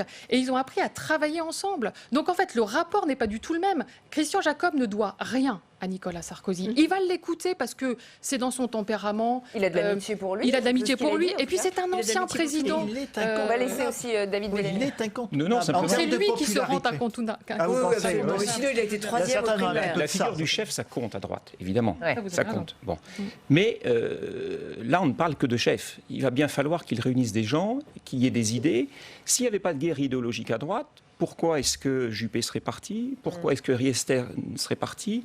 Pourquoi est-ce qu'on verrait 20-21% des électeurs qui ont été tentés par un candidat, Julien Aubert, qui est plutôt favorable à un rapprochement avec les Le Pen? La guerre idéologique, elle est déjà là. Les idées, elles sont déjà, à mon avis, on ne peut plus rassembler. Si on fait l'histoire du temps présent, on ne peut plus rassembler, je le répète, entre les néo-nationalistes et les néolibéraux. Il y a une guerre entre les deux, et c'est là que je vous dis, cette force d'aimantation contradictoire, de toute façon, depuis 2 ans, elle n'a fait que réduire petit à petit la droite. Et on est tombé à 8% aux européennes. Moi, j'ai pas même à la Libération. Depuis Nicolas Sarkozy, depuis la fin du quinquennat Nicolas Sarkozy, Oui. depuis 2012, l'espace idéologique. Je suis d'accord avec vous, parce que contrairement à ce que disent certains leaders de la droite, c'est pas Macron qui est à la manœuvre, ce sont les électeurs. Et Macron, il est le résultat du choix des électeurs d'abandonner ses droites. Mais la tâche paraît impossible. Ou en tout cas très difficile. Au lendemain de la guerre, quand la droite était, excusez-moi l'expression, au fond du trou, elle faisait encore aux élections législatives à l'Assemblée constituante en 1945 et en 1946 15% des voix. On est à 8. On n'a jamais connu ça. Pardon, la droite traditionnelle. Mais le Rassemblement national, c'est la droite quand même. Donc, on n'est pas d'accord avec ça. Pardon. L'historien moi, j'en suis pas d'accord avec ça. ne peut que contester cette affirmation. Ah oui, pour vous, la Rassemblement national n'est pas la droite. Je veux dire, c'est exactement l'équivalent, justement, après la guerre, de ces gens qui se cachaient d'une certaine manière dans les partis traditionnels. Ce sont les héritiers, justement, de la droite après la guerre. C'est une droite qui avait été... qui avait évité la honte par son action dans la résistance. Voilà. Là, on est dans l'héritage du vichisme, on est dans l'antigaullisme absolu avec le Rassemblement national. Et en tout cas, Christian Jacob doit aller vite pour reconstruire cette droite. Il y a la présidentielle, on va y revenir, mais avant cela, il y a les municipales, scrutin historiquement favorable au parti. Et cette fois, qu'en sera-t-il? Élection test pour LR. Je vais vous interroger dans un instant sur ce point, mais on va d'abord poser la question à Roger Carucci. Le sénateur est à vos côtés en salle des conférences, Quentin Calmet. Roger Carucci, est-ce que vous vous réjouissez de l'élection de Christian Jacob? Il était davantage modéré qu'un Julien Aubert ou un Guillaume Larrivé qui avait des lignes peut-être plus à droite que la vôtre. Vous vous réjouissez de l'élection de Christian Jacob? L'ayant soutenu et l'ayant parrainé, si je ne m'en réjouissais pas, je serais un peu dans la contradiction. Non, moi je pense que je m'en réjouis à double titre. D'abord parce que ça correspond à peu près aux idées qui sont les miennes. Et puis deuxième élément, parce que cette élection s'est traduite par une mobilisation supérieure à ce qu'on imaginait, parce que tout le monde disait il n'y a pas d'enjeu, ça n'intéresse personne. Une élection au premier tour. Vote au premier tour, 63 000 votants, plus de 62% pour Christian Jacob, après un débat qui a été parfois un peu vif, mais qui est resté dans les limites du raisonnable, sans division particulière. Donc oui, on peut se considérer que ce vote, cette élection du président de la République est plutôt une réussite. Alors, il y a un grand défi dans 5 mois pour Christian Jacob, c'est la bataille pour les municipales. Vous êtes d'ailleurs vice-président de la Commission nationale d'investiture. Actuellement, 35 des 69 mairies de plus de 70 000 habitants appartiennent à des maires LR. Quel est votre objectif? Comment ça va se passer? On ne donne pas de chiffres, mais c'est plus prudent. Mais moi, je pense que globalement, nos maires sortants sur l'ensemble des grandes villes de plus de 30 000 habitants sont en bonne position lorsqu'ils sont un nouveau candidat pour être réélus. Un peu partout, nous avons fait des sondages qui sont très très loin des européennes, c'est-à-dire que tous ceux qui se disaient « Oh là là, regardez, aux européennes, la liste En Marche a fait des scores faramineux et la liste LR a fait des scores médiocres », eh bien, en réalité, pour les municipales, ce n'est pas du tout le même système. Les candidats tête de liste sortants sont connus et reconnus par les habitants qui se portent sur eux. Donc, je pense que globalement, on aura plutôt une poursuite, une continuité, avec un élément de réserve, c'est que 2014 avait été une année faste, une vague bleue, donc il faut s'attendre à quelques réajustements, mais pas de chamboulement. Très rapidement, est-ce que les Républicains jouent leur survie avec cette élection, ces élections municipales? Chaque fois qu'il y a une élection, on nous dit qu'on joue notre survie. Puis depuis le temps qu'on dure, j'en déduis que soit on a la peau dure, soit on est très compétent. Non, ce qui se joue, c'est le maillage territorial, parce que c'est ce maillage territorial qui va engendrer ensuite les élections départementales et régionales et les élections sénatoriales. En revanche, ce n'est pas les élections municipales qui font l'élection présidentielle. Donc on a besoin de conserver notre maillage territorial et de se redresser au niveau national par un programme, par une mobilisation et par une incarnation de candidats. Merci Roger Carucci. Et vous connaîtrez toutes les têtes de liste a priori fin novembre. Fin novembre, début décembre, ce sera bouclé. Voilà, donc pour les municipales de l'année prochaine. C'est noté. Merci beaucoup, Quentin. Vous vouliez réagir, Fabrice Vessarodon? Oui, on reconnaît bien le verbe de Roger Carucci et puis avec son optimisme habituel. Ça va être une élection difficile, hein, c'est municipal pour les Républicains. Déjà, dans la phase des investitures, moi je renvoie à la phase d'investiture des législatives. Comment la République En Marche a réussi à capter un certain nombre de candidats. Un cas précis, qui aujourd'hui est ministre de l'économie, monsieur Bruno Le Maire, en Normandie, c'était pas compliqué. Soit il partait avec Emmanuel Macron, soit il était battu et il n'était plus rien, ni député, ni ministre à terme.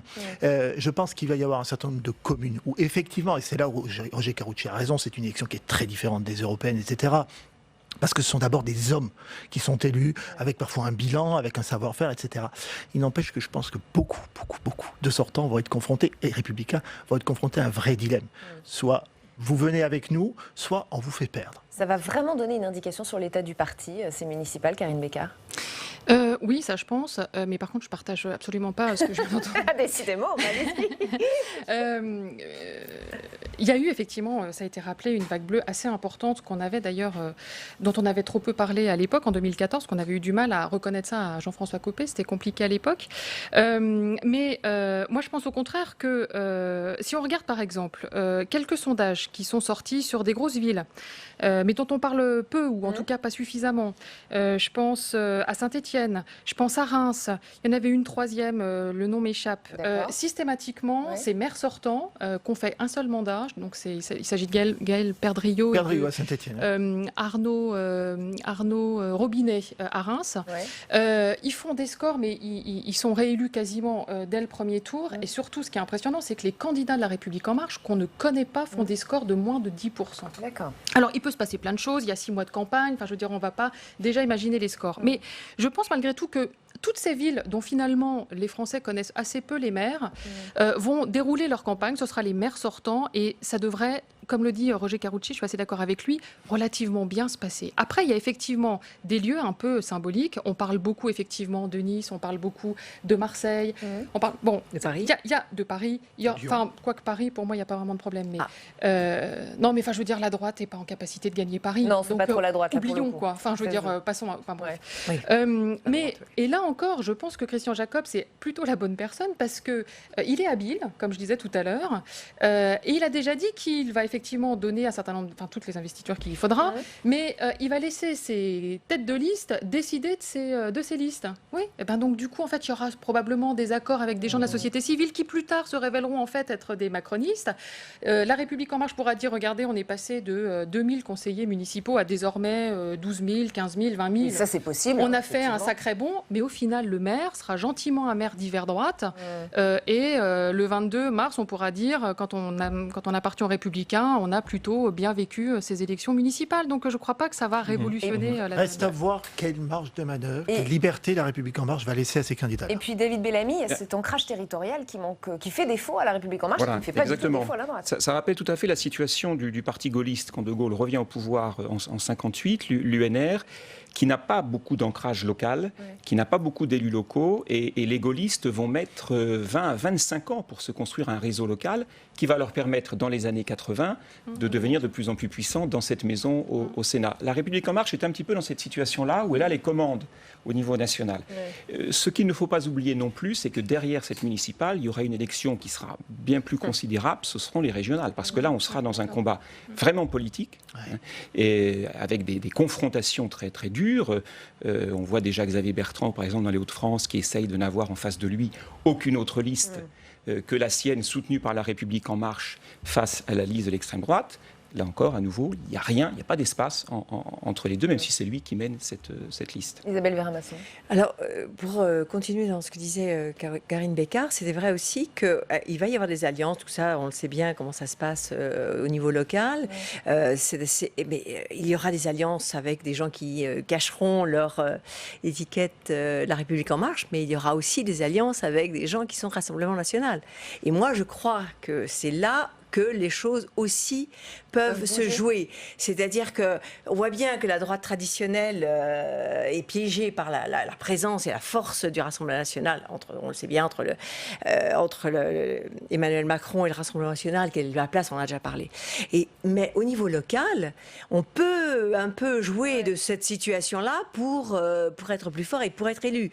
Et c'est peut-être là que va émerger, alors c'est vrai qu'on l'a déjà dit, qu'à chaque élection, on se pose cette question et que ça ne s'est jamais fait. C'est-à-dire que ça n'a pas été une sorte d'expérience, de lieu d'expérience pour un futur rapprochement entre la droite traditionnelle et le Rassemblement National. Mais je pense que cette élection-là peut quand même être un lieu d'expérimentation. Et après les municipales, le scrutin que doit absolument préparer Christian Jacob, c'est la présidentielle. À l'heure où l'on se parle, aucune figure n'émerge vraiment pour représenter la droite en 2022. On l'a un peu dit. Plusieurs personnalités se distinguent pourtant. On pense à Gérard Larcher, très actif ces derniers mois sur les territoires, qui a clôturé sa tournée jeudi soir à Sèvres, qui a publié un livre entretien avec notre consoeur du Figaro, Marion Mourgue, tout en précisant qu'il n'était pas candidat pour 2022. On pense aussi à Xavier Bertrand, qui lui a quand même accordé, disons-le, une très longue interview au Journal du Dimanche hier, pile le jour où les militants LR élisaient leur président. Alors faut-il y voir un signe? Vous allez me répondre. En tout cas, effectivement, ce ne sera pas Christian Jacob, c'est certain. Pas sûr d'ailleurs que ce soit une primaire qui départage tous les volontaires. Écoutez. J'ai toujours été opposé à la primaire, je l'étais avant-hier, hier et aujourd'hui. Je pense que cette primaire, vous savez, en règle générale, quand on importe des solutions de la gauche, ça nous réussit rarement. Et ce système qui consiste à dire il faut d'abord diviser pour mieux rassembler après, on a envie de dire, et si on rassemblait tout de suite? Pour ce qui vous concerne, la présidentielle 2022, pour vous, c'est non et bien non, hein? Oui, je pense qu'il n'y a pas beaucoup d'ambiguïté sur ce sujet. David Bellamy, ce serait une erreur pour la droite, après ce qu'elle vient de vivre, de se lancer dans des primaires pour 2022 ? Je ne sais pas, mais si je suis logique avec ce que je vous ai dit tout à l'heure, ça paraît très très difficile d'imaginer que les militants soient capables de trouver le bon candidat qui, lui, l'emportera dans les urnes au deuxième tour de la présidentielle. On le disait tout à l'heure en aparté, à part François Hollande, connaissez-vous un candidat issu d'une primaire ouverte qui l'ait emporté ? Est-ce que les militants sont les mieux à même de choisir le bon candidat pour leur camp ? C'est la question. À droite, sans compter que ça donne une campagne pleine de divisions, de piques, exactement, de rancœurs. Les grands vainqueurs à droite, ce sont ceux qui étaient imposés parce qu'ils étaient déjà à la tête du parti. Jacques Chirac... oui, ou avait un parcours. C'est le cas d'Alain Juppé, qu'on nous avait quasiment annoncé président de la République, et qui aujourd'hui est plutôt rallié d'ailleurs à Emmanuel Macron. Qui pour se distinguer avant cette présidentielle, Karine Bécard? On n'y arrive pas là, on ne peut pas trouver. Ah non, mais moi je trouve il y a personne. Mais il y a absolument. C'est-à-dire pour moi, il n'y a pas besoin de primaire parce qu'il n'y a juste personne en fait. Et c'est très dur de dire ça. Ça paraît presque provocateur. Mais bon, Gérard Larcher, effectivement, on en parle. C'est difficile. Il a dit non, hein. Il a clairement dit. Mais voilà, déjà, moi je considère qu'il a dit non. Et surtout, en fait, toute la manœuvre qu'il fait en ce moment, elle est tout à fait louable. D'ailleurs, il essaie juste de préparer ses sénatoriales et il n'a pas envie de quitter le plateau. Et on le comprend très bien. Et il fait bon, voilà. Ensuite, quand on parle de Xavier Bertrand, de Valérie Pécresse, on n'a pas beaucoup parlé de Valérie Pécresse ce soir. Voilà, c'est des présidents de région. Les élections, donc, ça les empêche de devenir des présidents. Il faut déjà qui clarifient les choses. Je rappelle que les élections régionales, ça y est, on a la date, c'est mars 2021. Juste un an et quelques mois avant la présidentielle. Donc il faudra choisir, à mon avis, si on veut être honnête avec les électeurs, quand même, soit les régionales, soit la présidentielle. Ce sera compliqué de courir les deux. Et puis, surtout... A contrario, ça peut être un tremplin. À contrario, ça peut être un tremplin. C'est un tremplin. Moi, je ne pense pas qu'aujourd'hui, justement, dans les nouvelles règles de la vie politique dont je parle depuis le début, je pense qu'on ne peut plus aujourd'hui dire « c'est formidable, j'ai été élu dans ma région, donc je suis candidat candidat à l'élection présidentielle. Sauf si vous avez un désert dans l'offre. C'est pas comme ça que ça se passe. Sauf si vous avez un désert dans l'offre. Et là, il y a un désert. Et peut-être que ce désert, il va se poursuivre jusqu'en 2021. Non, mais c'est surtout il est possible que la droite, à un moment donné, elle ait besoin d'un candidat.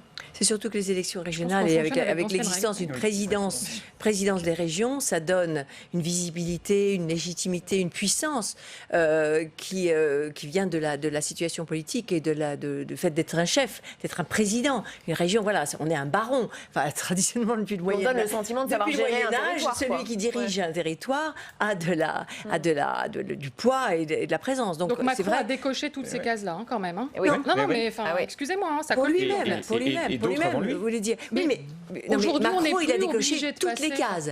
Donc on ne peut pas tellement s'en servir, sauf pour dire que justement, il n'y a pas de règles. En tout cas, ça existe. Donc voilà, bien sûr. Mais c'est vrai que Macron, étant donné que son expérience ne ressemble à aucune autre avant lui, fait que à la fois on ne peut pas s'en servir pour comparer avec quoi que ce soit, et au contraire on peut dire que tout est ouvert. Mais en tous les cas, si on utilise les modes de fonctionnement de la vie politique et la question de la gouvernance, du poids, de la légitimité, c'est vrai qu'une première sélection, d'ailleurs, Chirac l'a fait avec la mairie de Paris. Et première sélection pour devenir président de la République, c'est déjà d'être à la tête de quelque chose, à la tête d'une grande ville, à être Premier ministre, à la tête d'une région. C'est le seul sous la cinquième. Ni Pompidou, ni De Gaulle, ni Giscard. Pompidou a été Premier ministre, donc je l'avais cité. C'est pas des barons. Non, mais il faut s'extraire du militant commun et être à la tête de quelque chose, d'un gouvernement, d'une région, d'une grande ville. C'est une manière qui évite justement les primaires. Et je pense que c'est comme ça que ça se passe. On voit qu'il y a une bataille du territoire. Ces temps derniers, tout le monde veut faire du territoire. Il y a eu l'effet Gilets jaunes. Et l'effet Gilets jaunes, probablement. Et en particulier Emmanuel Macron. Oui, puis c'est la crainte aussi des primaires. On voit bien que les primaires ont été une catastrophe pour les politiques. Donc ils sont en train de chercher quelque chose qui leur évite de passer par les primaires. La primaire est quelque chose c'est absolument impondérable. On se souvient que Ségolène Royal a battu deux énormes hommes politiques, qui étaient Dominique Strauss-Kahn et Laurent Fabius. Enfin, Nicolas Sarkozy a été élu troisième, c'est-à-dire qu'il a été viré. Quand je vous écoute, en fait, vous me donnez le sentiment d'avoir peur du vide, et donc on cherche des noms, et donc les deux noms sur lesquels on retombe systématiquement quand on pense à la droite, c'est Valérie Pécresse et Xavier Bertrand. Ah non, Valérie Pécresse, on en parlait moi c'est François Baroin. Alors, mais on peut le mettre dans le même sac. Il nous reste déjà un marché. Mais c'est déjà pas mal. Le souci, c'est, je trouve malgré tout que ces gens-là, en fait, sont démonétisés, et sans méchanceté pour eux. C'est-à-dire, c'est des gens qu'on voit depuis très longtemps, on le disait tout à l'heure, ils étaient déjà là à l'époque de Nicolas Sarkozy. Je suis plus certaine qu'aujourd'hui on a envie de ça. Ils ont été ringardisés par Emmanuel Macron. Mais ils ne sont pas morts pour autant. Je crois qu'on est rentré dans un autre moment. Notre ère, une nouvelle ère. Elle est souvent surprenante et elle produit des renouvellements qu'on n'a pas attendus. Et on va s'arrêter là. Merci à tous les quatre d'avoir participé à ce grand débat. Demain, vous avez rendez-vous à 7h30, comme tous les matins, avec Oriane Mancini dans Bonjour chez vous. L'invité sera Damien Abad, député LR de l'Ain. Bonne soirée sur Public Sénat.